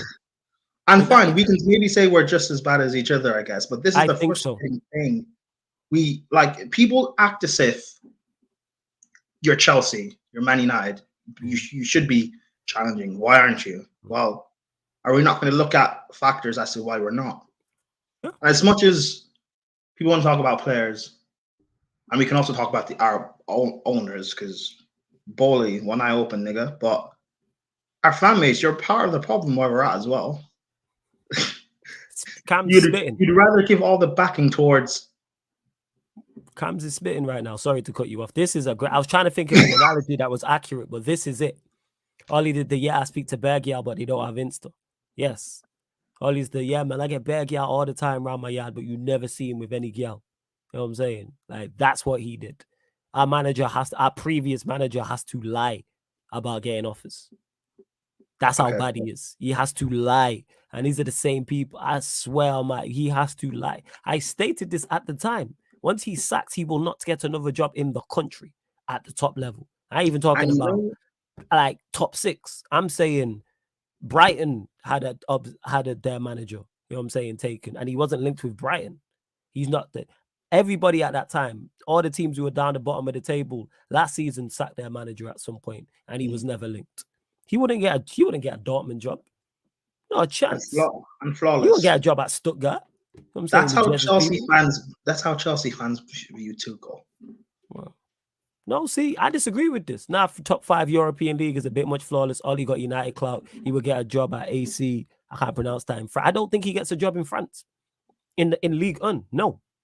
I don't think he does. I don't think Troyes pick him up. You know what I'm saying? I don't think Brest pick him up. No. Brest, yeah. I don't think Nantes go and pick him up. I don't think Monaco go and get him. No. Speaking of Brest, these teams in the thing is though, I'm saying no to what James is saying. But no, I know these teams in like middle to bottom tier in the top 5 division anyway, and teams like France, Germany, etc., they would rather hire one of their own that has potential. So what Brighton did with Graham Potter, they'd rather hire someone like that who has some maybe potential to be something. He has no pluses on his CV apart from the league title he won in Norway. But people like to forget when he went back to Norway, he failed that mold. But people don't talk about his second stint. People talk about his first stint, but people won't talk about his second stint, where he went to Norway and couldn't win the league. But then people will clown Pochettino for not winning the league the first year he went to PSG, which he should have won. So keep the same energy. But fellas, you know what it is? Chelsea fans will look at Tuchel like that. They're treating Tuchel like he's Ollie. Bruh. And you know what? Some of your fan base do that. When I hear your fan base, that's why I say it's not worse, it's the same. Because I hear some of your fan base criticize some of your players like that. Like Jorginho's the prime example. I always use him. Your fan base talk about him like he's Bakayoko. Certain section of your fan base. Like, is he the greatest? No, but he's not Bakayoko. But then again, people will criticize the Sterling and talk about him like he's Werner. And the 70 of you lot locked in, which is sick. Let's bump up them likes as well. We will get to them questions. Is their manager still there, James? AC, is their manager still? Guarantee if their manager gets sacked, Ollie don't get linked with the job. Check your bookies. You can go to Paddy Power, Betfred, William Hill, wherever else, and they'll have a list, you know what I'm saying, of next managers at such and such a club. Well, how come Ollie's never on the list? I bet if we go to Brighton right now, there's a list of such and the 10, and it'll be 2-1, 3-1, 5-2, 7-2, all that type of stuff. Guarantee you, Ollie's low on that list at like 100-1. Man cannot get a job. Bro, Ollie's not even on the list. Ollie's not even on the list. It probably isn't even on the. I bet if you scroll down a few pages, he's probably on the list somewhere at 100-1. Flawless, you're more likely to be on there than Ollie. Let's be honest. Hey, Brit, give me. We got the same amount of league titles in England. Let's go. You know what I'm saying? Why not? It's crazy. It is. To Adrian, who said this, been saying this, is it possible we do fan calling shows on the Twitch Tuesday nights, Thursday nights, and Saturday nights as well, all on the Twitch, people, which is a nice segue and a nice plug for the Twitch. Make sure you go follow. That's how you get on the channel, people. That's a surefire way, because we let any caller run of any team you support. Only 2 rules is must have your camera on, facing forward. It's not because we care what you look like. We don't. It's safety protocols. And just know what you want to talk about as well. That's on the Twitch. Midnight, we do them fan calling shows. Yeah, and then you never know. C1 said. Yeah, sorry. About C1 what? said. Flawless, I'm begging you to take Pulisic and ZH, please. No, the one above. The one about how they won't blame these attackers. They'll criticize Jorginho, but let these attackers off scot-free. They are the reason we don't have any domestic cups in the last 2 years, for fuck's sake. People will act as if the guy who plays the deepest on in terms of midfield anyway, is responsible for Mount missing 3 sitters in the domestic cup finals last year, or Havertz missing a chance, Pulisic. Like, people will blame that. Like, how? And again, let's say it's all Jorginho's fault. Well, like, what else do we have? Kante and Kovacic just don't stay fit. So what else do we really have? How is that Tuchel's fault? Like, and now people say, like, when I said in the summer that Tuchel, if you're not addressing this midfield come the end of the transfer window, it's your fault when injuries come. Now it's not even Tuchel's fault, because they didn't even back him. All these players we brought in, Tuchel wasn't even backed. So now what are we gonna do? Well, we spent over 200 mil, and none of them were Tuchel signings. Do you know? I don't know, man. I don't know. Whatever. Can we talk about something else? Yeah. All right, we'll keep it stepping. You continue to get your questions in. Jez will be back shortly, people. He just went downstairs to get some food. That's where he dropped in the private chat. And Joshua, I hear that. Because you say J5 is a waste man for the Premier League. Stand on that. He isn't built to be a DM for us to actually win a league title. J5 gets slandered because man hype him up like he's world class with no key traits.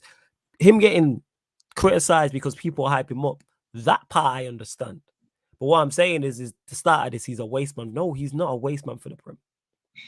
J5 he's more than capable of conducting himself in the Premier League. He's not. Man City, Pep Guardiola, arguably the best manager of all time. Yeah, you can't talk football with these guys. These Jorginho's bad for the Premier League. Yeah, he's field knuckle dragging people. You can't talk football with them. Yeah, he's not. This is what I'm talking about. Is I understand the latter part of this, Joshua, when you say him getting criticized because people overhype him. That makes perfect sense. But to say he's a waste man is way, way, way too far.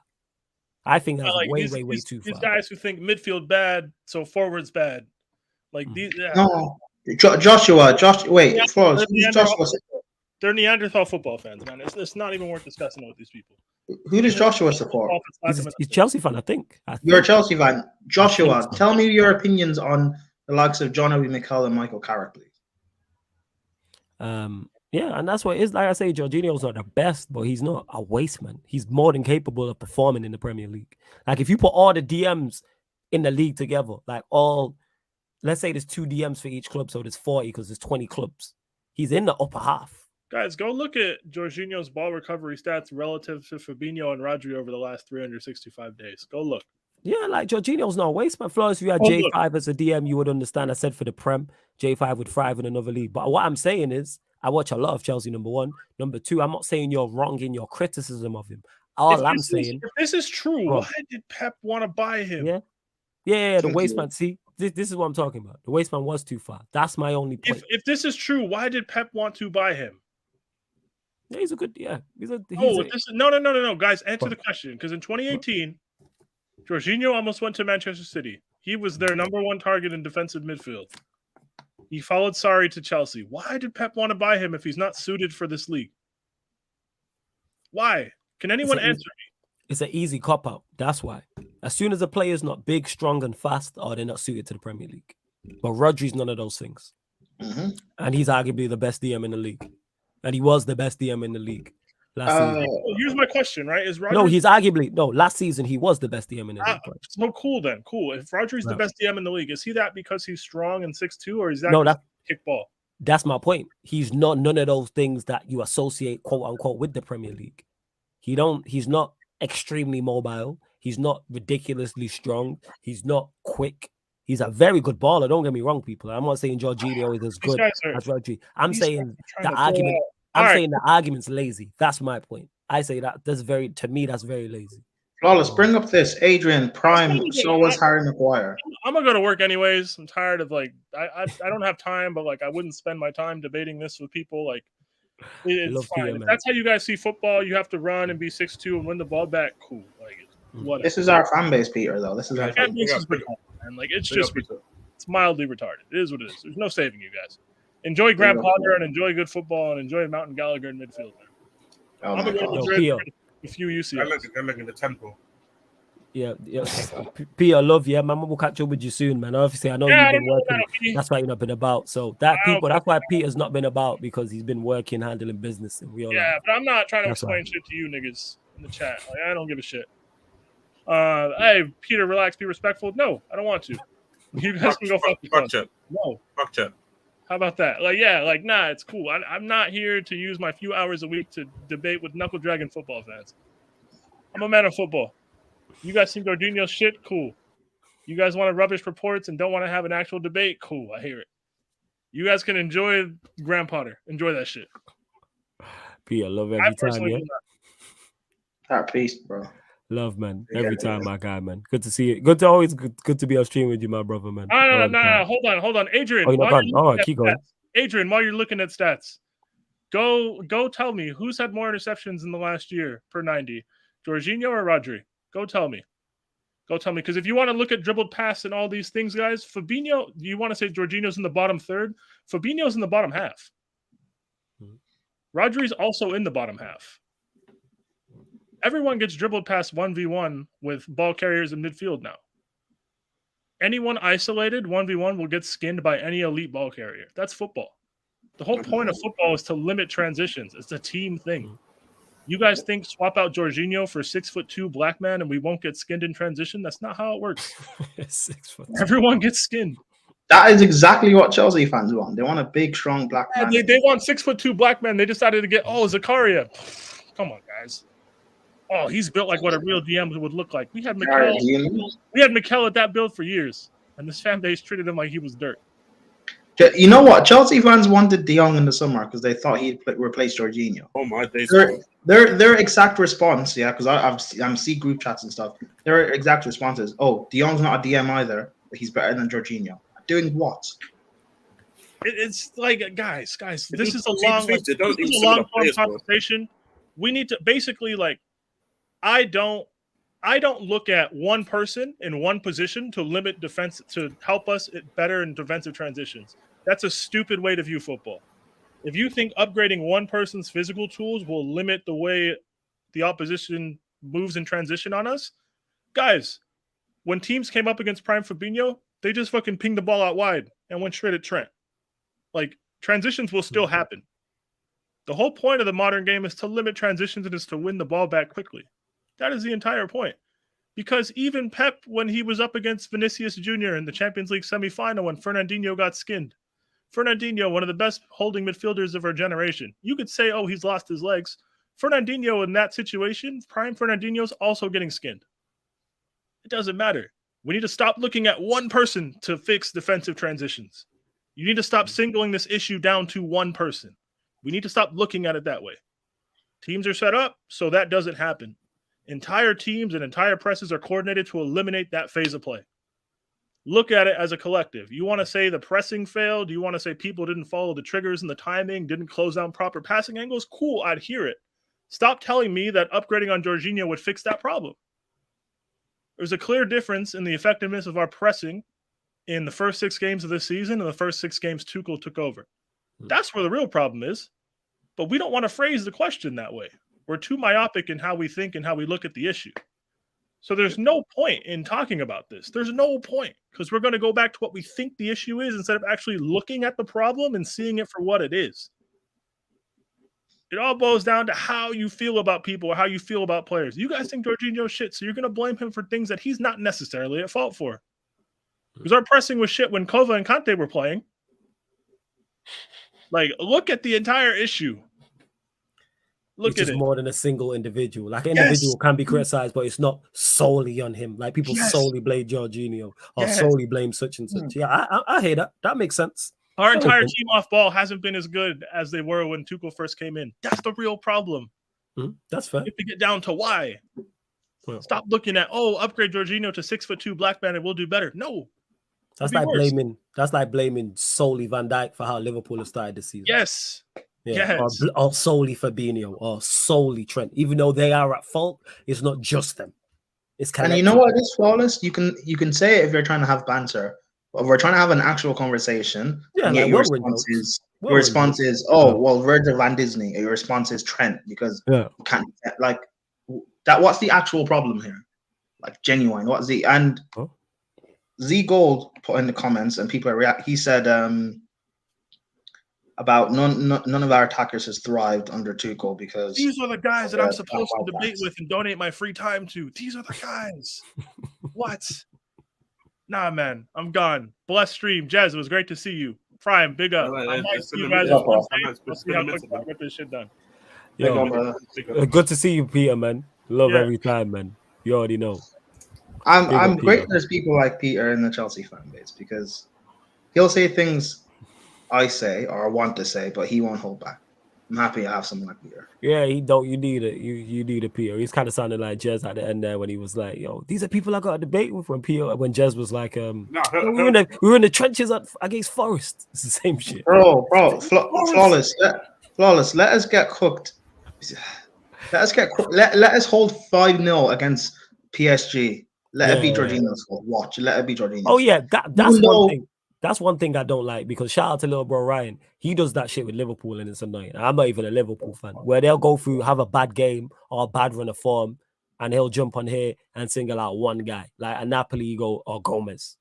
So that's what we're going with. All them goals you conceded, and it was just Gomez, who was bad. Don't get me wrong, but like talk about everybody else. But yeah, go on, Prime. But Chelsea fans won't factor in that Kante and Kovacic won't be fit for that game. So we'll have a midfield of Jorginho, Gallagher, and Mount. No one's going to talk about that. No one's going to talk about that at all. Yeah. No one's going to, I don't know, whatever. The problem is Jorginho isn't the only problem. He isn't mobile and ball playing ability. Let's commit numbers forward. But why is it Chelsea fans want us to commit more numbers forward? To do what? Our attackers, do you think flooding the forward areas means you score more? Like, how did you play football in school? Yeah. How do you actually play? Like, I'm confused. I don't know if I'm stupid. I'm confused. How do you actually play football? Like, committing more numbers forward does not mean you're going to score more goals. Like, what does that mean? The thing is, go on, Jess. More numbers forward, bro. You make yourself more vulnerable, bro. Like, so if you have a midfielder that's not mobile, but you want to commit, you want to continue playing him, or the manager continue playing him, but you want the manager to continue also to commit more number four, then that unmobile midfielder is going to be even more in trouble. So I have to even look at this. Is what I'm saying. Like, Jorginho, I'm taking him in my midfield right now because I would say to Joseph, I don't see what you guys see in terms of how you talk about Jorginho, because I think there's a lot of things. Yes, you can pinpoint your certain issues for him, but it's not like he's a shit midfielder. Like, bro, he generally sounds like he's a shit midfielder when I listen to Joseph. I've watched him. He's not bad, bro. Bro, they act as if sometimes there may be times where in a game, lack of concentration. But let's not act like, bro, we did this to Rodri, bro, when we play City. Let's don't act like Rodri stopped our counter attacks. I seen it happen against the game that they drew. They drew a game, the Villa game. Yeah, and I seen Rodri give the ball away. And they concede. I don't think they conceded, but they should have conceded. But to my point is, whoever you think is the best in the world in that position is going to get bypassed. Of course, the better you are, you limit that. Of course, me being more mobile can help, but it doesn't stop the problem. That type of thing. That's why it is. Football is a system game, and if my DM is 1-on-1 often, something's gone wrong. It shouldn't get to that.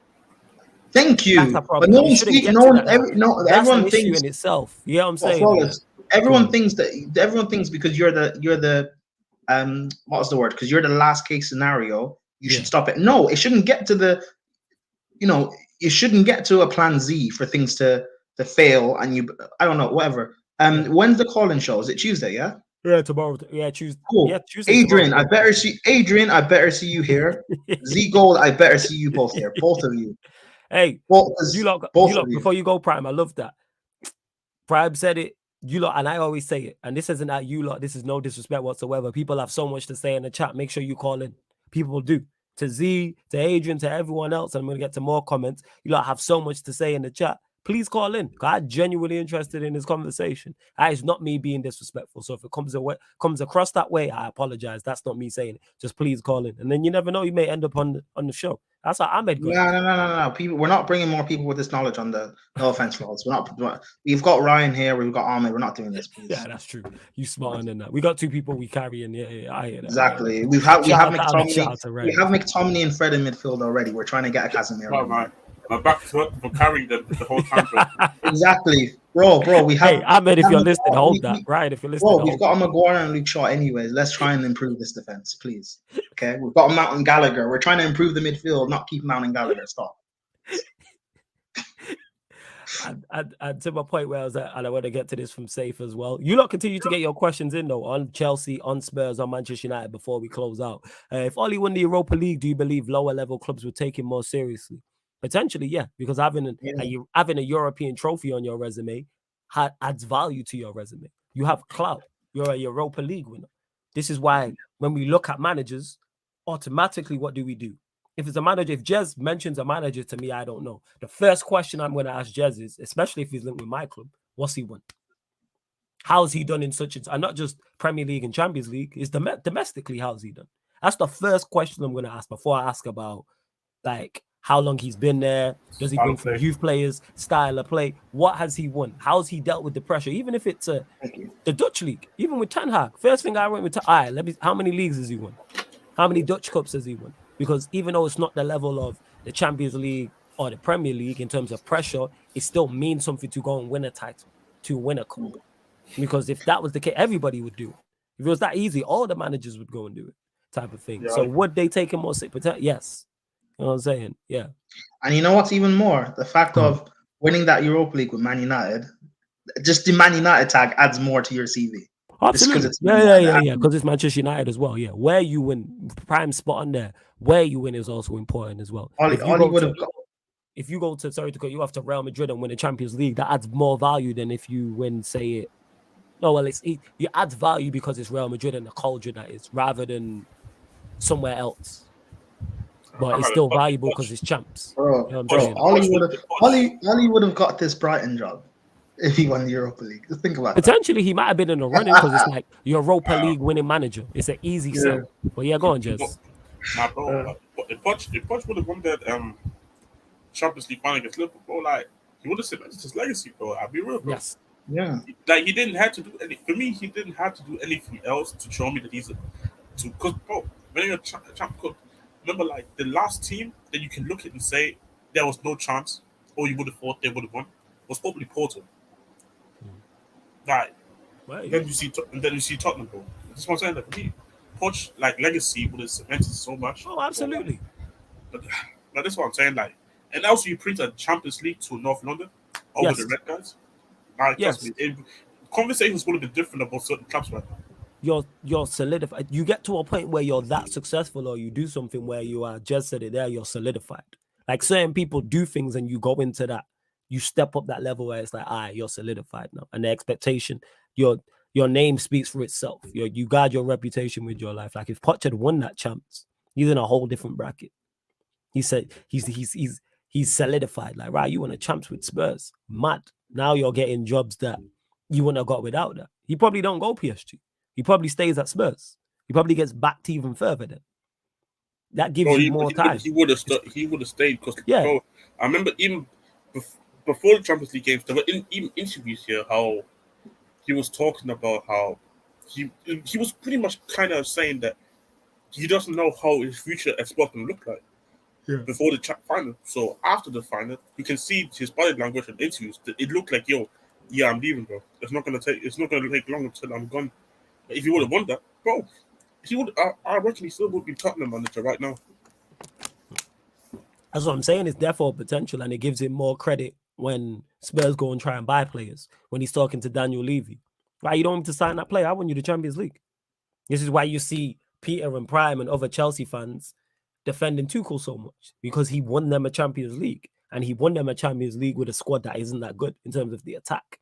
The defense is very good. I rate the midfielders, the attack not so much. Jorginho wouldn't get anywhere near our midfield. LOL. We literally have the best DM in Casemiro. Who said 2 questions to you, Z? No, 1 question. Who said that Jorginho would get into Manchester United's midfield? I never said that. I don't think he does.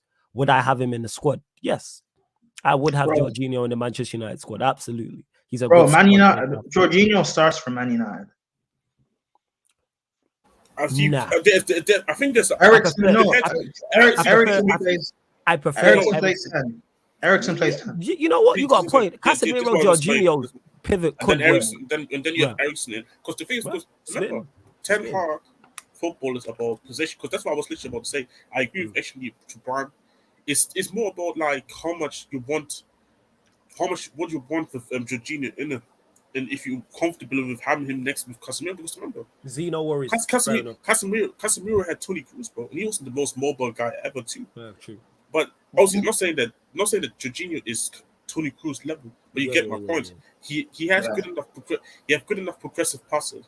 He's good on the ball. He can slow down and dictate the tempo. But you don't have to destroy him next to him right there with Casemiro. I think it would have worked. And then you have Eriksen in the 10. Yeah, I think that works. And Ten Hag's football is about holding possession, bro, and being neat, tidy with it. No, Joshua, I said J5 does get into our squad.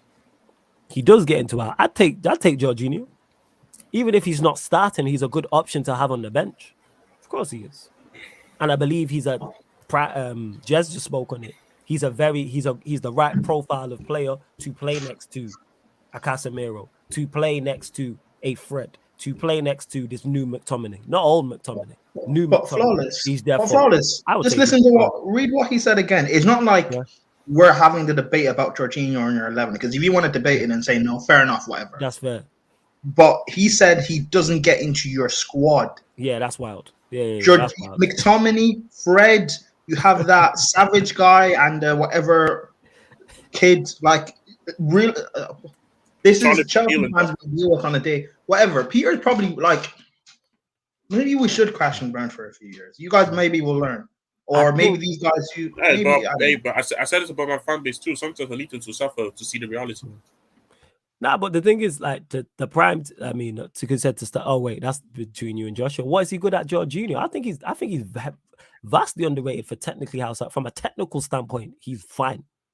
There's nothing technically bad about him, even though he's not I think he's a good screener as well. Does he get bypassed at times too easily? Yes, but I think in general he's a good screener. Like he picks up the correct positions. Interceptions tells you his positioning, his footballing IQ tells you all you need to know. To intercept the ball consistently, you must have good footballing IQ, and that's when I say good screener. So don't get mistaken when I'm saying taking the ball off people. I'm talking screening is all about interceptions. You know how I know this type of shit? Because obviously I don't play anywhere Premier League level. I play DM. And the criticisms of Jorginho's is the same criticism if I was playing at the highest level, I would get criticized for. Not mobile enough, doesn't run enough, not big, strong, and fast. We'll talk to defenders who have played in front of me. And they'll tell you, no bullshit aside, they say even me blowing how good I am in terms of helping them out and intercepting the ball and being in the right place. You know what I'm saying? And that, like he's an extremely good screener. Like screening a back four at the highest level or back three is one of the hardest things to do in football. And to not hunting and going chasing is easy because the ball's there. The ball's there, go get it. And that's not being disrespectful. Like Kante does that exceptionally. There's others, well, Prime Kante did that. There's others who do that. But to sit and screen is very smart. You have to be highly, highly intelligent to do that. Especially when you, go on, Jez. No, I agree with you 100%. Because even if I look at, because I'm literally trying to look it up real quick, so you can continue with your point. But when I look at this, bro, out of all the DMs, I think out of all the, because I saw his stat today, bro, out of all the DMs in the league, he has the most progressive passes, bro. Yeah. So this is the job that he's in the club. Because remember, see, obviously, man is the contest, neck and all that, but I give him credit for example, what he done with Højbjerg. Because Højbjerg under Mourinho was kind of come in as a DM to win the ball back, was doing all this nonsense, running around, putting tackles in. But then you saw a decline, and it's like, when Conte came in, he saw this shit is not working. I don't see you there. I don't see the benefits of you there being this deep. It's like, what are you doing here, bro? Running around, doing nothing, getting trouble. It's because under the season he was at Jose, he was the most dribble pass player, bro. Even though he was doing all this running around, bro. Oh, was he? Okay. And yes, he was the most dribble pass player in the league, bro. Really, he was doing running. He was running after everybody. And you know what Conte did is, you know what? I don't want you to do that. I want you to be more advanced now. Bentancur is not going to be the guy that can dictate the tempo in the midfield, be a little bit more deeper than you, connect with the centre backs and the wing backs. Well, you're gonna be more advanced in advanced areas now, and you're gonna be more. You see the result because I think Højbjerg this season is the second most progressive DM in the league right now. Yeah, he is. People disrespect Højbjerg too much. Z Gold said for the standard we're trying to get Jorginho's not. Yeah, I was going to get to that as well. But he said, I don't get this hype around Jorginho. I may have to call Munster to this convo. First and foremost, big up to my guy Munster every single time. Where was the hype? I have not hyped this guy. Where was Z? Poke holes in what I've said. Like, you know what it is? I hyped him up. Please poke holes. Like, I'm all for it. Disagree with what I've said. But yeah, go on, Prime. Go on. You know, because of the whole Jorginho Ballon d'Or thing and finishing third, now all of a sudden, people are going even harder on Jorginho than they were before. Like and again, someone Z said he's not good enough. You know what? Fair enough. People want to say Jorginho's not good enough. I'm not even going to debate that because right now he's not looking great and he needs to be dropped. You know what a bigger problem is than Jorginho on our team? The fact that we cannot drop Jorginho. Why can we not drop Jorginho? That's true. Flawless. I mean, you a rival fan that doesn't watch or has no reason to watch Chelsea aside for the watch-alongs. Why do we not drop Jorginho? Why can't he be dropped? Because you have nobody else. There's literally nobody else. You're running him into the ground, and that is affecting him. Of course, I've watched the decline in him because I watched a lot of Chelsea because of you lot being here, and like I said, for content purposes. So I watched and I listened to. I hear from you. I hear from Peter. I hear now from Ahmed. I hear from Surfer. Like I hear from Timo. I hear from Lewis. So I'm hearing a lot of Chelsea rhetoric. I watch Lewis's streams. So I'm hearing a lot of Chelsea rhetoric. This is why I know so much more about your team now. Because I'm hearing it from fans. And multiple. It's not one or two. C1 you can throw in that as well. So I'm paying attention. Same way with Jazz, I'm hearing from Spurs. But yeah, Z says, he's better than McTominay and Fred, but that shouldn't be the bar. We're looking at flawless. But where we need to be, Jorginho is not good enough. I agree. I never said Jorginho should be a first teamer. But what I said was I'd have him as a squad player. I would fully have Jorginho as backup. Say we would have signed De Jong, just hypothetically. Would I like Jorginho to be the backup to De Jong? Yes. I like the idea.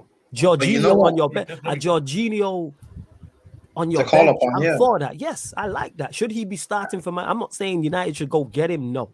I'm not saying he should be starting for Manchester United. No. What I'm saying is I would like him as a squad player. That's what I'm saying. Bro, if Jorginho was available in the summer, Pep's not spending 50 mil on Calvin Phillips. He's No going to way. get Jorginho. Him go, and No that way. makes sense. Squad player. He'd be back up to Rodri, which makes sense. That's all I'm saying, people. Like, that's all I'm saying. Like, that's legit it. But Chelsea fans think, you know what, sell Jorginho and get De Jong. Well, like, I respect De Jong. I wanted him. But what is De Jong doing with no defensive cover in Jorginho, Kante, who can't stay fit, Kovacic, who can't stay fit, and he has to be partnered with Ruben or Gallagher. Like, honestly, what is De Jong? De Jong's going to get stripped. Every single counterattack, he's going to get stripped. I said this before, man. And what will people say? People will say De Jong's not good enough. Oh, he didn't even start at Barca anyway. He played centre back. He was never good enough. Like, to do what? Like, people need to, and like, I respect Monster and stuff, but his opinion on Jorginho, like, whatever, he doesn't rate him and stuff. And I'm not even saying Jorginho is the guy that we should keep for the long term, but to blame everything just on him when there are bigger problems in our squad, people just do not want to acknowledge it. Like, I'll speak to Chelsea fans about how, you know, Kante is a bigger problem in the team than Jorginho, and people will say He is. I agree with you. And people will say, why? He's a legend. And I'll say, he may be, but this guy just can't stay fit. Like, if Kante and Kovacic are meant to be better than Jorginho, but they can't stay fit, what's the point of them being in the squad? There's even if I drop Jorginho, but we can't. You can't drop him. And that does add into his poor performances because you lot are playing him through injury. I watched you lot play him through injury. I watched it. You know what I'm saying? There were set games he was playing where he's injured. The set games he's on the bench and didn't come off the bench. And you lot were playing. He had a broken back and he was playing in a pivot with Ruben. He had to carry our midfield for, like Man United, the game we played against you guys, one Sancho scored on the counter-attack. Oh, the 1-1. Yeah, Man United, Chelsea fans like to act as if Jorginho was terrible that game. You know what was even worse? The fact of in the first 20-25 minutes, we literally should have been 5-0 up. You bet should have. Werner, Havertz, time after time. I was doing a watch along. I was watching the game at the terrace with Neeks and Terry and stuff. Time after time after time after time, missing chances. And United go 1-0 up because of a stupid counter-attack. And you want to blame Jorginho for that. Should we not have been 3-0 up anyway? Well, you should have been. And that comes down to a team thing. Because I watched that game and you lot should have been our side. You know what I'm saying? You should have been. It's not Jorginho, like whatever. Bring in the best DM of all time into this team. That's not making a difference.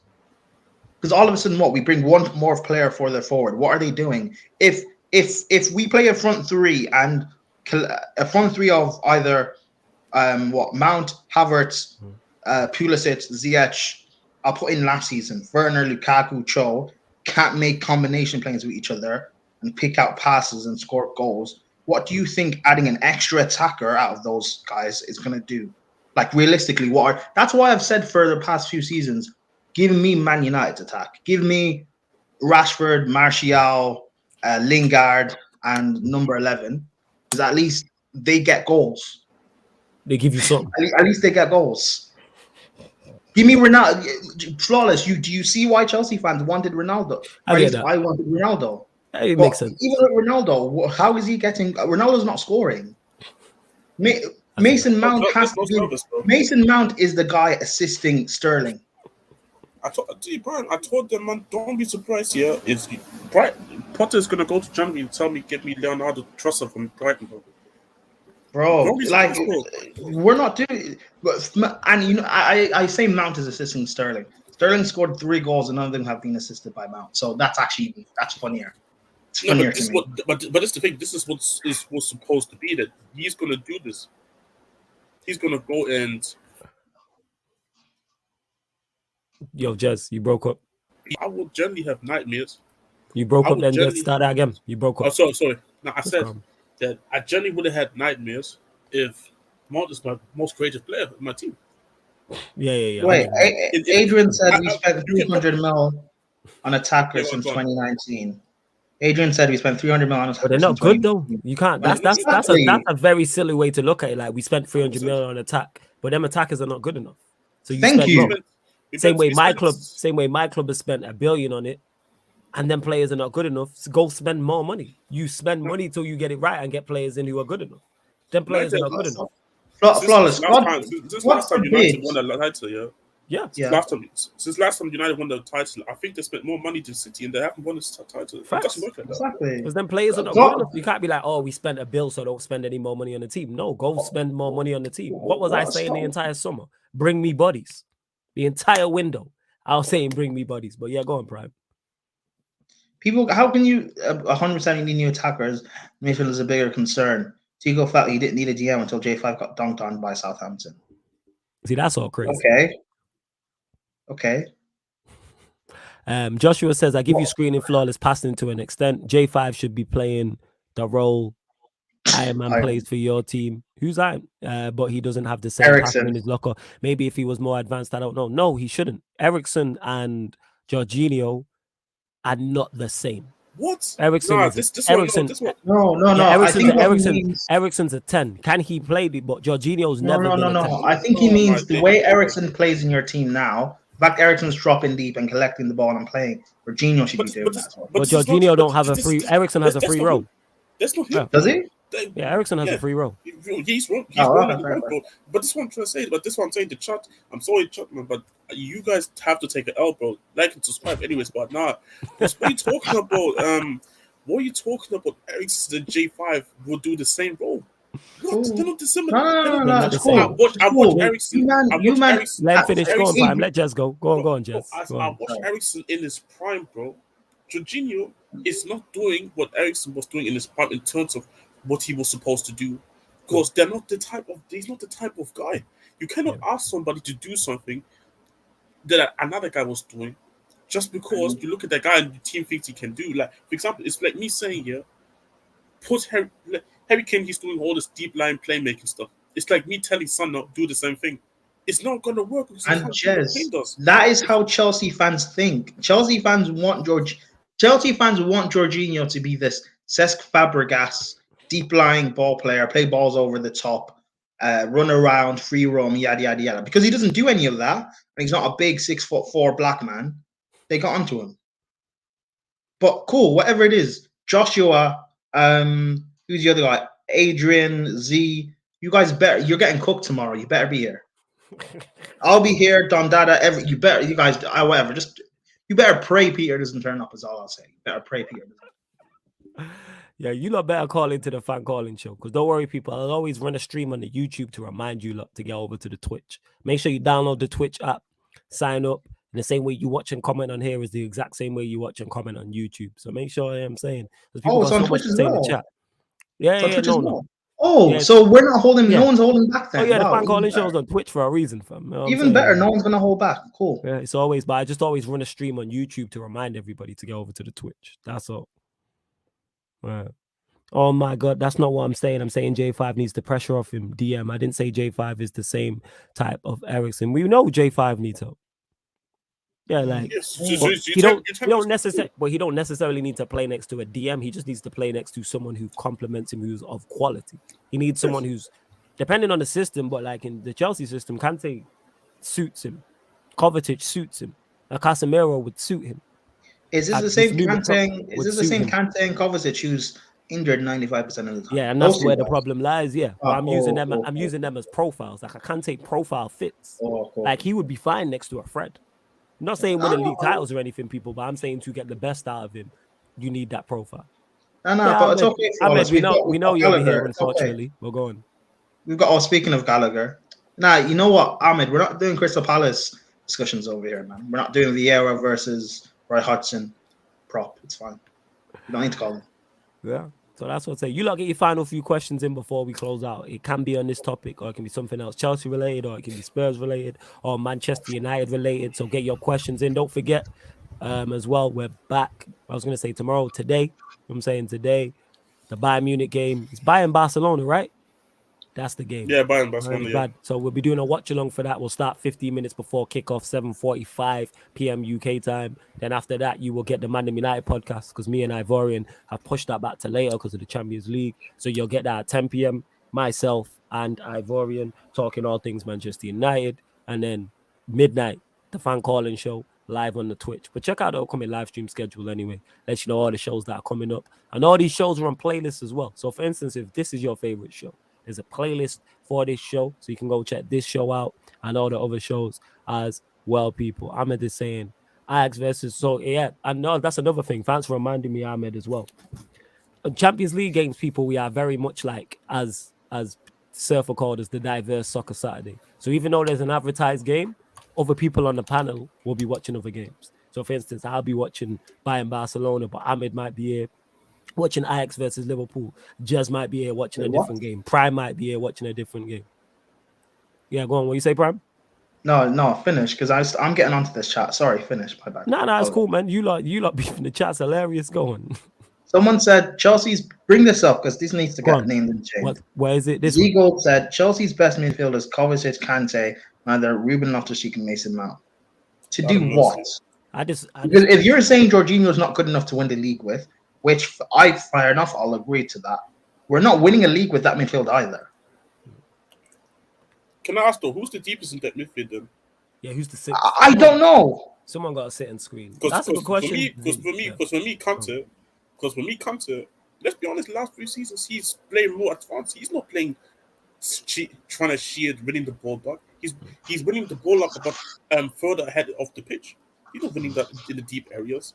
Yes, maybe sometimes if he happens to be there, but no, it's just supposed to be there. What I know is 10, 15 years ago, Premier League fans, English fans did not respect John Obi Mikel and Carrick, and now you don't respect Georgie. You guys didn't even respect Pirlo. The only time Pirlo got praise is when he was like 30, 31 years old, and he dictated the game against England in a group game at the World Cup. I think it was the World Cup, yeah. And that was a terrible Italy team, and he sat in central midfield and dictated that game. Pirlo was, you could say, almost finished at that point. He was past his prime. And England commentators were acting as if he was a genius. Pirlo wasn't even necessarily that great that game. It was just so easy to do. Like, you guys don't I don't know. Chelsea, I don't know. Well, all I'll say is this. You guys should watch Man United because I enjoy listening to it because it's the only time I can hear another club talk about how much they're suffering. So, I'm sick of Chelsea. Hey, we doing well. We good out here, man. Man United been a place of great what's the word I was looking for? I can't even pronounce it. There's me talking for a living and can't pronounce words. Here we are, people. That shows you can do whatever you want to be. I mean, do whatever you want to do in life and be whatever you want to be. But yeah, man, we out here thriving, man. We are thriving on Man United. Myself and Ivorian on Tuesdays, me and Eddie on Thursdays on Man United podcast. Thriving. That's why there's no Manchester United questions. I've noticed that. All of a sudden now people don't want to talk to me about Manchester United. Oh, your fan base is just like mine. Get slapped by Man City. Let's see what happens. Oh, yeah, it's a wrap. Oh, if we get beat by Ten Hag is a puppet. Them 4 wins don't mean anything. This is why we should have kept Oli. Blah, blah, blah. These players. Why is he not playing Ronaldo? Why is he not playing Ronaldo? Yeah, why is he not playing Maguire? Yeah. Let's go. Hey, Ahmed, thriving over, you know what I'm saying? 4 wins in a row in the Premier League. Ahmed, I bet you're a Palace fan. You don't want this. No.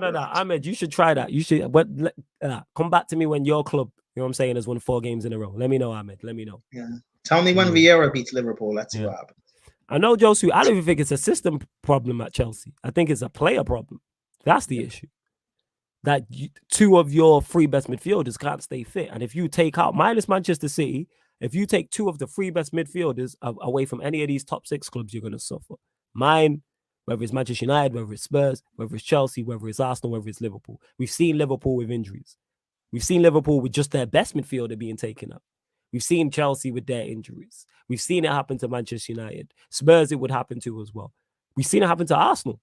They pitched up to OT with Lokonga and Xhaka. That's not doing anything in any competition. No competition, no elite competition, Europa League, Champions League, not a chance. Xhaka and Lokonga. The show is over. Cut the lights. I'd rather have McTominay and Fred. Blow it up. I'm saying that's why I'm so gassed that we actually have capable midfielders now. Casemiro, Ericsson. We actually have capable midfielders now. Donny, the capable midfielders there. This new McTominay, give him because he's in good form. Bruno when the space to hit him behind. So that's what it is. Like you injure a couple of our players, it's a wrap. Take Ericsson and Casemiro out of our team. It's a wrap. I'm praying that man stay fit. Praying. I'm on my knees. Pause that man stay fit. Because if Casemiro and Ericsson get injured, it's a wrap. Mason Mount, do you see what you've done? If you'd scored in 2 of those cup finals, we wouldn't be listening to Man United fans talk about this. Yeah, Josu, I agree with that. The injury prone, they should have been replaced. I agree with that. And that's on Tuchel and at the hierarchy. Why you wouldn't replace 2 injury prone players or bring in adequate replacements. That I agree with, 100%. Speaking of replace, we were supposed to do that last year. Last season. Let's just cut this out. Jorginho makes every bench in the Premier League. Cut it out. He makes every bench. Jorginho starts for every team. Jorginho starts for every team in the Premier League, barring Liverpool and City. I think at this point, actually, I heard with Liverpool because he doesn't fit the Liverpool type of way. But yeah, like I said, I'm like, I don't know how man. Like we're not even saying like Jorginho's world class. He should be winning Ballon d'Ors. Nobody is saying that. My problem is you man underrates him so much. Like you guys are acting like he's a complete bum. Like he should be playing Championship. That's the issue that I have with Chelsea. If I'm gonna talk to them, they talk to me like he's some guy. Like so, you man wanna tell me you wanna go to Burnley, bro. And you wanna get fucking James. What's this my man's name? James Cook or something.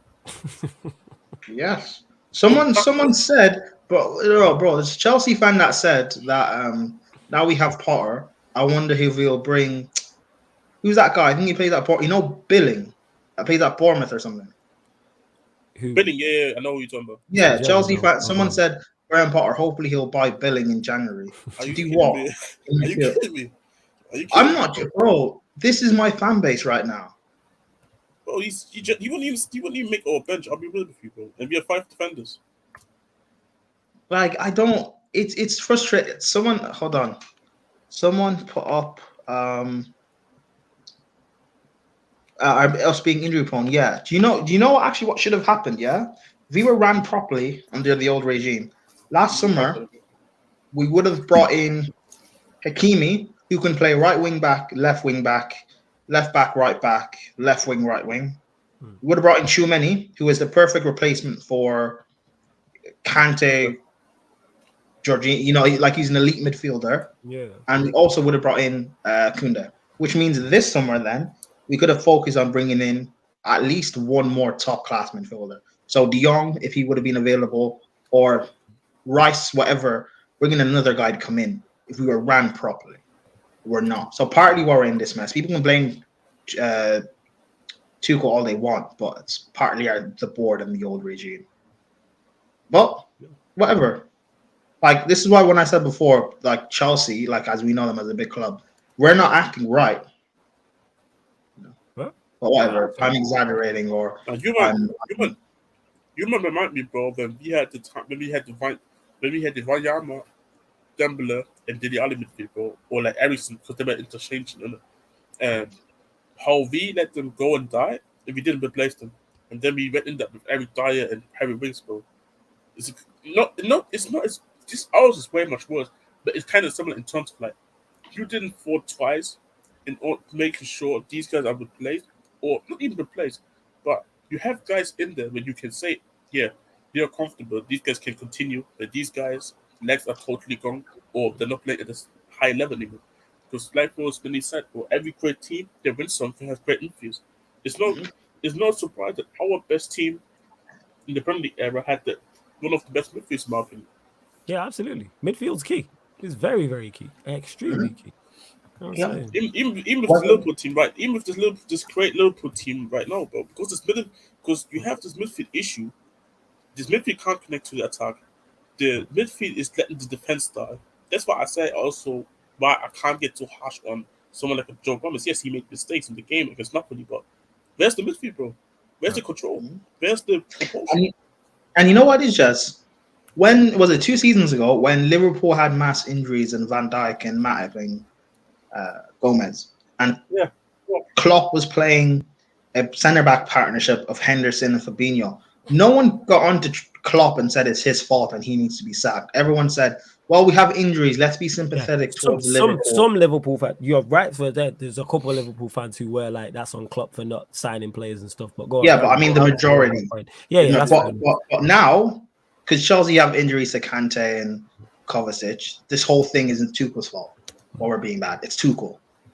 But no one ever wants to give context. Yep. Because we're all supposed to have a love fest for Liverpool, but hate Chelsea. Let Man United go through an injury crisis. Let's see what the people will get onto Ten Hag and will blame Ten Hag. People were blaming Ten Hag after game one. Game one, nothing's changed. He should go. He's a Glazer puppet. All of this stuff. I dealt with all them great like I say, social media, because it's right there while whatever's going on. People can just tweet and drop comments without no thought process. How you can be watching the game and instantly straight after the game go to, the manager needs to be sacked. Before letting it swirl around your head and actually let the thoughts, you know what I'm saying? Like you're running off emotion. This is why why do I say all the time, I use this phrase all the time, sample size. Say this constantly with different, whether it's players or managers. Say it all the time. I need a bigger sample size to see how good a player is or how good a manager is. I'm waiting to see. It's easy to say. Cam said it. Big up to Liverpool Cams. It's an easy thing to say, I don't know. And that's what I was getting at when a guy was on here when we was talking about Casemiro with the passing. Well, he's never had to be a progressive passer. So how do we know if he's good or not? Well, you just want to run your agenda. You know what I'm saying? And now you just want to stir up waters to catch fish. And then he was like, "Oh, you sneak this and big up to a guy." No, I'm not, but that's what you do. It's insert player name here. Because people just want to run with stuff before seeing enough evidence. This is why I wait to see. Like, do I have my idea? I'll give you my initial thoughts, like on Ten Hag and what I think he'll do and what I see. But I'm waiting to see. Like, it's like, I'm waiting for a bigger sample size type of thing. Well, social media is crazy. Yeah, man, Ten Hag out over lineups, Chris. You're right. It's crazy. Like the amount of times I've been like, because listening on here or whatever, like I'll give an opinion and I've had a different thought process and idea. Like, it's probably 4 or 5 days ago now. The whole Potter thing, and Don Dada spoke about him a little bit. And I was like, you know what? Fair enough. I will give him a chance because he's here and I have to. And I did more research on myself. And I am excited about him being here. I'll be honest. Yeah. I don't think he's like this top amazing manager, but he's a good coach. So let's see what could possibly happen. But I know realistically, I don't think he's going to be that amazing. Partly because of I don't think he's going to truly be backed.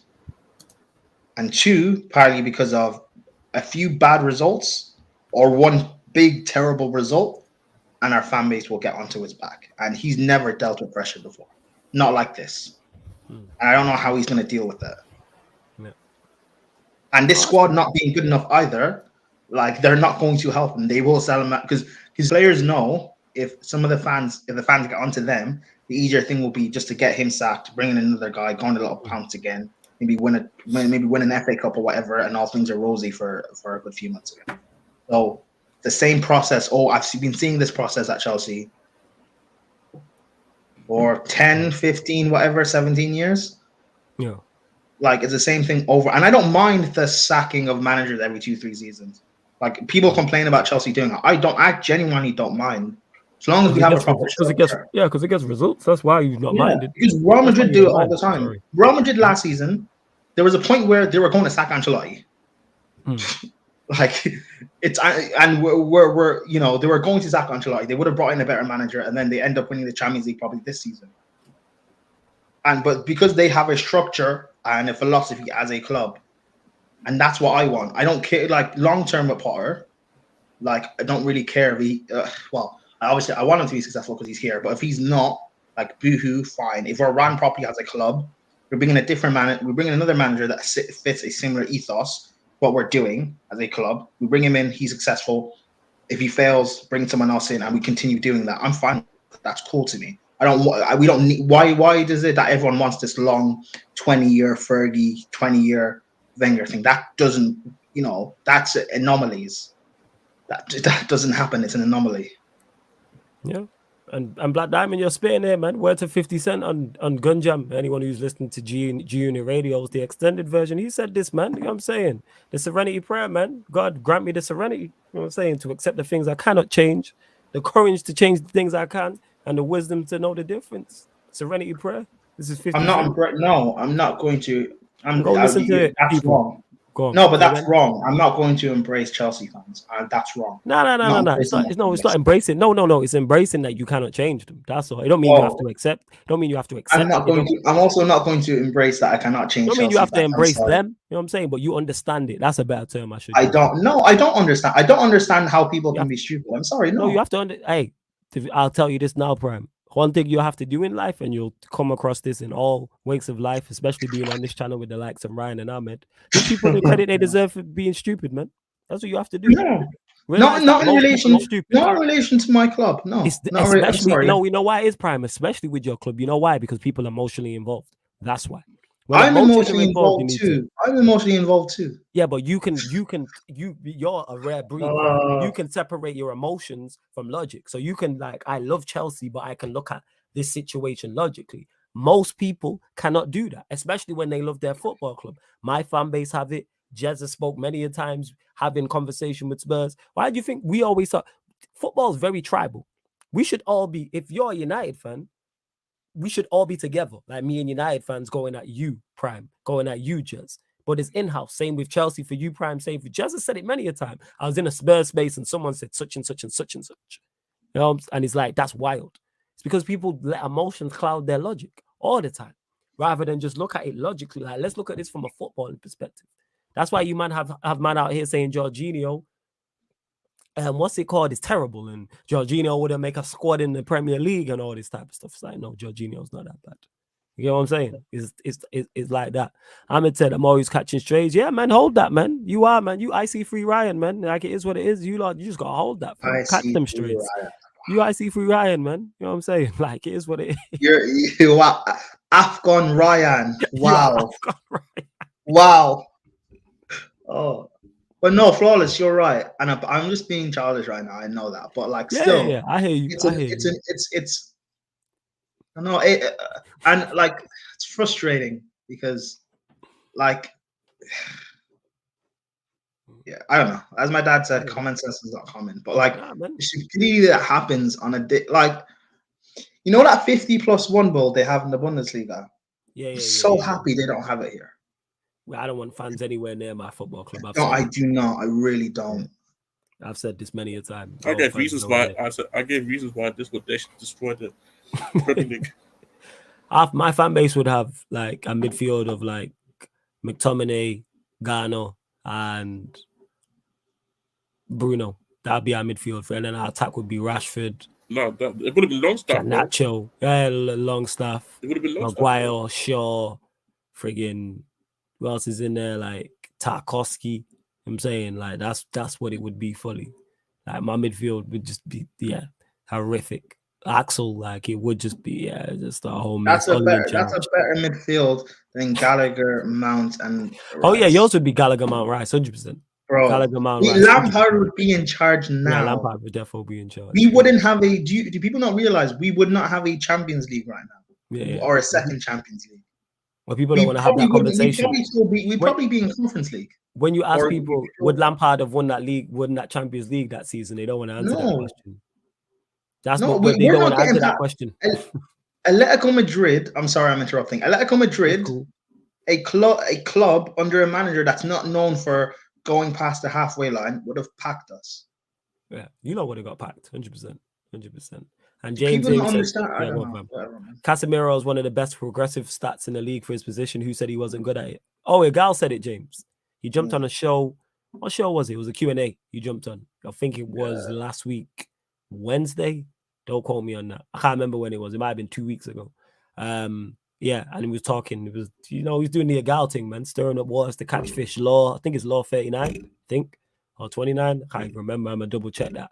Well, I told him this. And it's insert player name here because he was the same guy who was running with the Ben White over Varane. So say it's insert name here. Manchester United signed top player. So I'm going to compare Arsenal player to said position. United signed Rafael Varane. Ben White is better. Manchester United signed Casemiro, number 5 is better. If we were to sign Vinicius Jr. in the next summer, it would be Martinelli's better. If we were to sign Modric, it would be Smith Rowe's better. The list. If we were to sign Benzema, it would be Jesus' better. Arsenal fans do this all the time. It went from like this season, it's Saliba's better than or is as good as Van Dijk. Last season it was Ben White, Varane.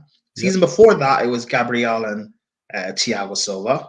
There was Smith Rowe and Mason Mount, which to be fair, right now it doesn't sound as foolish. But when Mount was balling out in Champions League because of Tuchel, there was Smith Rowe Mount comparisons. There's Saka Sancho comparisons. Like, I don't know. I don't know. Dandada is right, but like, he's right, but he's wrong because we shouldn't have to accept it. But whatever. It's crazy. And yeah, Black Diamond's right. Ahmed, you just gotta be bulletproof like Jez, man. You gotta learn to like you gotta learn to know that you're gonna take shots here. How do you deliver that? Like, this is like boxing, like you're gonna get hit. No matter how slick you are, you're gonna get hit. You're gonna get knocked down because you're dealing with some of the best punches in the content creator space. You're dealing with some of the best punches. So I get hit. You know what I'm saying in that? And I'm slick, but I get hit. I get dropped. It's like, how do you deal with that? So you know what I'm saying? You just always got your chin in the air. Tuck your chin in, get your chin behind your shoulder, Ahmed, man. I'm saying it's not you slick in there. Go on, bro. My first few times being on stream with Don Dada and Peter, I kept getting cooked because I kept saying stupid things. Now I don't. Either one, the stupid things I say, I have things to back it up with, which I'll still get booked for. But 2, I don't say stupid stuff anymore. I deflect. Why do you think I bring up you so much? I deflect onto you, or Fator, or Ryan, or Flawless. I deflect onto someone else. Let them catch you. You gotta learn. You gotta do your deflection skills. That's what you have to figure out, man. More deflections than a Frank Lampard shot. You know what I'm saying? Hey. That Frank, my manager. Yeah, respect him. Yeah, because that's why he scored. His goal was deflected in the 08 final, correct? Hey, respect my manager. I think it was in a great final. Yeah, go on, Jez. Was you going to say something before I got to this? No, we are going to get to this. Saying, man, but half his goals are own goals, man, from the defenders, man. Let's not even talk about. Predictions will end with this prediction for the Champions League games. We'll go to you first. So obviously, Sporting versus Tottenham Hotspur is the early kick today. Today. Talk to me, Jess. Spurs win, draw, Sporting win. What are you saying? What's your prediction? If we don't win, expect me at 8 o'clock to be cooking content. Simple as that, man. I don't care if it's a 1-0, like an own goal from somebody. I don't care. If you don't win that game, trust me, I'm cooking this house, bro. I'm sorry, bro. Sporting Lisbon. Sporting Lisbon. Are you kidding me? It's Prime. Big game for you lot. Chelsea at home to Salzburg Wednesday. We will be doing a watch along here for it as well, people. Talk to what you saying. Chelsea win, Salzburg surprise win, or draw? What are you saying? What, Chelsea surprise win? I don't know. No. I said Salzburg surprise win. You're the favorites. No. Chelsea surprise win. No. You the favorites. We ain't doing that. You definitely the favorites. Bro, we've got Gallagher in midfield. We're not favorites. You are favorites, man. You are definitely. Your favorites. Cool. Don't be surprised when we're not winning this game. Okay. Well, you saying draw? Don't know. It's Graham Potter's tricky blues, isn't it? Oh, you know what I'm saying? He doesn't. Potter does not deserve that title, man. He doesn't deserve a title yet. Bring me a Champions League. You don't deserve a title. Go on. I don't know. You have to win. You have to win, but what do you think will happen? So you can pick win, lose, draw. What do you think will happen? 2-2 draw. You're saying 2-2, so you reckon you concede 2 goals to Salzburg? I don't know how we're scoring. I don't even know how we're scoring 2 goals. You got Raheem the Dream, man. You know what I'm saying? You got King Kai Havertz. Who's supplying Raheem Sterling again? You got Mason Minerals Mount. You know what I'm saying? Flawless. Who's supplying Sterling? Who's going to supply Sterling? Reece James and Boha and Aubameyang. You know what I'm saying? In Mount Frankfurt, bro. Cool. Cool. I just tell you, but who is gonna have to supply them? If you don't think, bro, if you think it's like I'm convinced of this, I think that's a you problem, bro. I'll be real. Well, I just want to win. I don't care how, but like Well, realistically, you're Nah, the predicting a thing draw. is, You're predicting this a draw. Sesko guy, people are gassing up. I don't even think he's that good. Well, he's gonna cook us. Oh wait, is that the Sesko that United were linked with? yeah, Is it yeah, him? it's the same Yeah. team. Oh, I'm Yeah. gonna be interested. Okay, I'm gonna No, watch but him the closely. thing is he hasn't even started really games this year. I think because of the whole transfer he has next year. So the Okay. manager doesn't really want to play him. So I don't even know if he's going to start next tomorrow Okay. or today. Let's say. Oh, when is the game, Brian? Tomorrow? Wednesday? It's Wednesday. I Yeah, they're the don't- Wednesday I kick. Nah, they're the Yeah, Wednesday so- kick. I don't even. They're the I Wednesday haven't. kick. So it's draw. I'm saying United away to Sheriff. Yeah, we'll win. We'll play our strongest yeah. team, and we'll. That's the only plus point to us not play, Manchester United not playing in the Premier League against Leeds is that Ten Hag can now play his strongest team in this game. Even though whatever team he predicted, I expected. I mean, he played. I expected us to win, but he'll play the strongest team. So we'll see the Hale. We'll see the back four. We'll see McTominay, Ericsson, Bruno. We'll see Rashford, Sancho, Anthony. That's the 11 I'm expecting to see. We don't Obviously, even have a barring strong injuries. team. Like We don't that's even it. have Hey, a strong hey, team. Prime. That sounds like a you problem. You know what I'm Yeah, saying? that sounds like a you That problem. We don't problem. even have a strong team. We Sounds don't like have a a you midfield. We don't have an attack. Nah, Kovacic and Kante is fit, right? And Kovacic. I don't Kovacic know. played. I don't know. This Kovacic bald played. nigga is trying to ask for a 3-year contract to do what? Do what? No. Fuck Kante. Why is he trying to ask for a 3-year contract? Man, he can Hey, ask. It Chris. don't mean you have to Yeah, oblige. No. Ask. I asked You just Maya want- Jama to go out with me. She hasn't replied back. No, don't Yeah, ask. these things happen, but you asked. But Yeah. she shouldn't cuss you out if she responds. Plus, she's No, the one. she should cuss me out because No, she I don't shouldn't have the cuss you facility. out. I don't have No. facilities for that. He doesn't have the facilities either. No. She shouldn't cuss you out. She could just say no and keep it step. You don't have to be rude about the situation. By the way, I'm Yes. making a joke just You to don't have to be emphasize the rude. point. Yeah, he is. He's Kante a faithful black man, innit? Like if I shoot my shot at a gal who's a blue tick, she shouldn't. What's it called? You get what I'm saying? Curse me out. She could say no. I'm saying that's it, but she don't have to be rude about it. You feel me? 100%. No. She can't be. No, she can't be. Kante, Nah, man. stay fit for 3 months before you ask for a contract. You know what I'm saying? Whoa, is it like that? Yeah. And Chris, we're playing Sheriff, the team who beat Real Madrid last year. I don't think they got out of the group. Did they drop into the Europa League last year? They dropped the Europa League. Yeah. So we're playing Sheriff away. Yeah. Well, hey, shout. Wait. Prime not on my level. Whoa.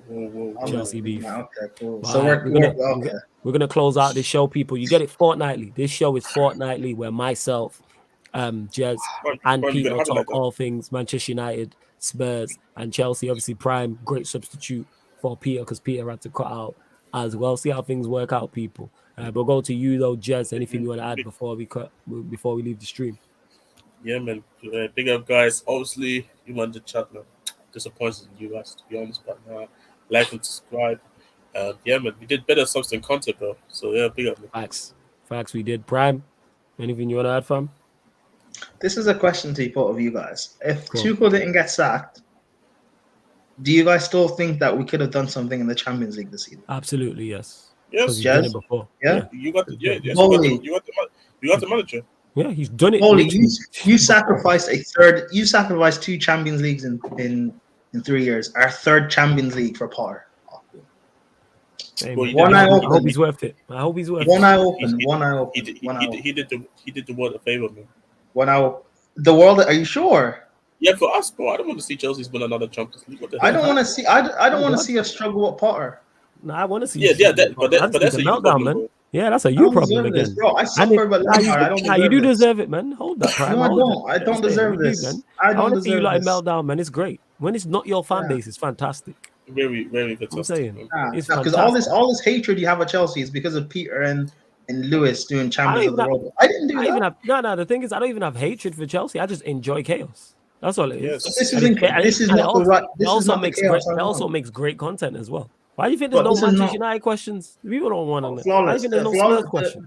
Go on. The chaos for Chelsea we love is Yeah. sacking a manager mid-season and winning the Champions League. This isn't Yeah. mid-season. See that the This is not latter the right part formula. we don't need, but that first part sounds good. You know what I'm saying? But this 'Cause you isn't lot have mid-season. This doesn't count. I've legit seen you like the change in Chelsea is great. Yo, Joshua, big up. Like, because you lot were so hype. And then I watched course, The bro. game where you lost out to Real Madrid and your fan base, I watched your fan base just switch. Like the morale just go from 1 million to 0. And it was beautiful. The energy. Bro, you know was so why? good. You know why? Because our fan base gassed was themselves brilliant. up to think we could have made a comeback at the Bernabeu. You know why And you they almost thought did. that? You know what Because it of is? You Tuchel. did. And you lost in heartbreaking fashion, which was beautiful. flawless. I was the only Oh, one that so- said we're not making a comeback, we're out. Because I didn't want the emotion. I didn't want to get invested like that and lose. You're a smart man. You were still feeling the emotions. I'm not having that flawless. What the hell? No, Yeah, I wasn't. you're a No, I smart man. wasn't. I know Yes, you were yes, still you were. heartbroken, but you was a Yes. little less heartbroken than the rest. That's what I said. Bro, You're still not over Oh it now. my You still God. can't talk about it. Now it's okay, Prime. when Man. we lose to Arsenal in the Europa League, bro, this is peak for our fan base. Bro. I can't. If you guys fall down to the Europa League, play Arsenal, lose. Bro, McTominay, Fred, double pivot, Maguire at the back to pull off a masterclass. Hey, This why? fan base is not If ready. McTominay and Fred, if that's the team and Maguire's playing, I'm not doing any watch-alongs with that. If everybody, Bro, Hey, listen, why not? Flawless, why not? what do you mean? Why not? Don't ask me no stupid questions about why not, dickhead. Don't ask me no stupid questions, Sky idiot. You know why not? Sure, man. Ask me no questions. when Richarlison scores against Chelsea, I'm ready for Peters. I can't. I can't have it. If Richarlison ever scores against Chelsea, he does a chick. That's the pitch and that's what I'll be real. You clap his Jazz feelings. is eating still. Jazz is When eating. Brighton, wait, we haven't played Brighton yet. When Brighton dunk on that, No. Oh, if Brighton dunk on you, lot, that's crazy. Brighton dunk on you, lot, that's nuts. But all right, we're gonna close out this show anyway, people. Love to everyone that has locked in. Like I said, we're back today, 7:45 p.m., 15 minutes before kickoff for the Bayern Munich versus Barcelona game, people that watch along. Then straight after the Man United podcast, which is the Manchester United podcast, myself and Ivorian talking all things Manchester United. And then after that, at midnight, people, the sports fan calling show, which will be on the Sarcasm City TV Twitch. So just love to everyone who continues to support, man. Like the numbers continue to go up, the likes continue to go up, the watch hours, the subscribers. You know what I'm saying? The brand of Sarcasm City TV, my individual brand, everybody else's individual brand. I see panelists from here on other shows, which is great. Man, just big up to you, like the chat. Whether you agree or disagree, man, just love. But please just make sure you hit that like button, share across our socials, and subscribe to the channel. And this has been the Man United podcast meets the Ballers at the Bridge podcast meets that Talking That Tottenham Talk podcast live on the Sarcasm City TV YouTube. Big up. Whoa.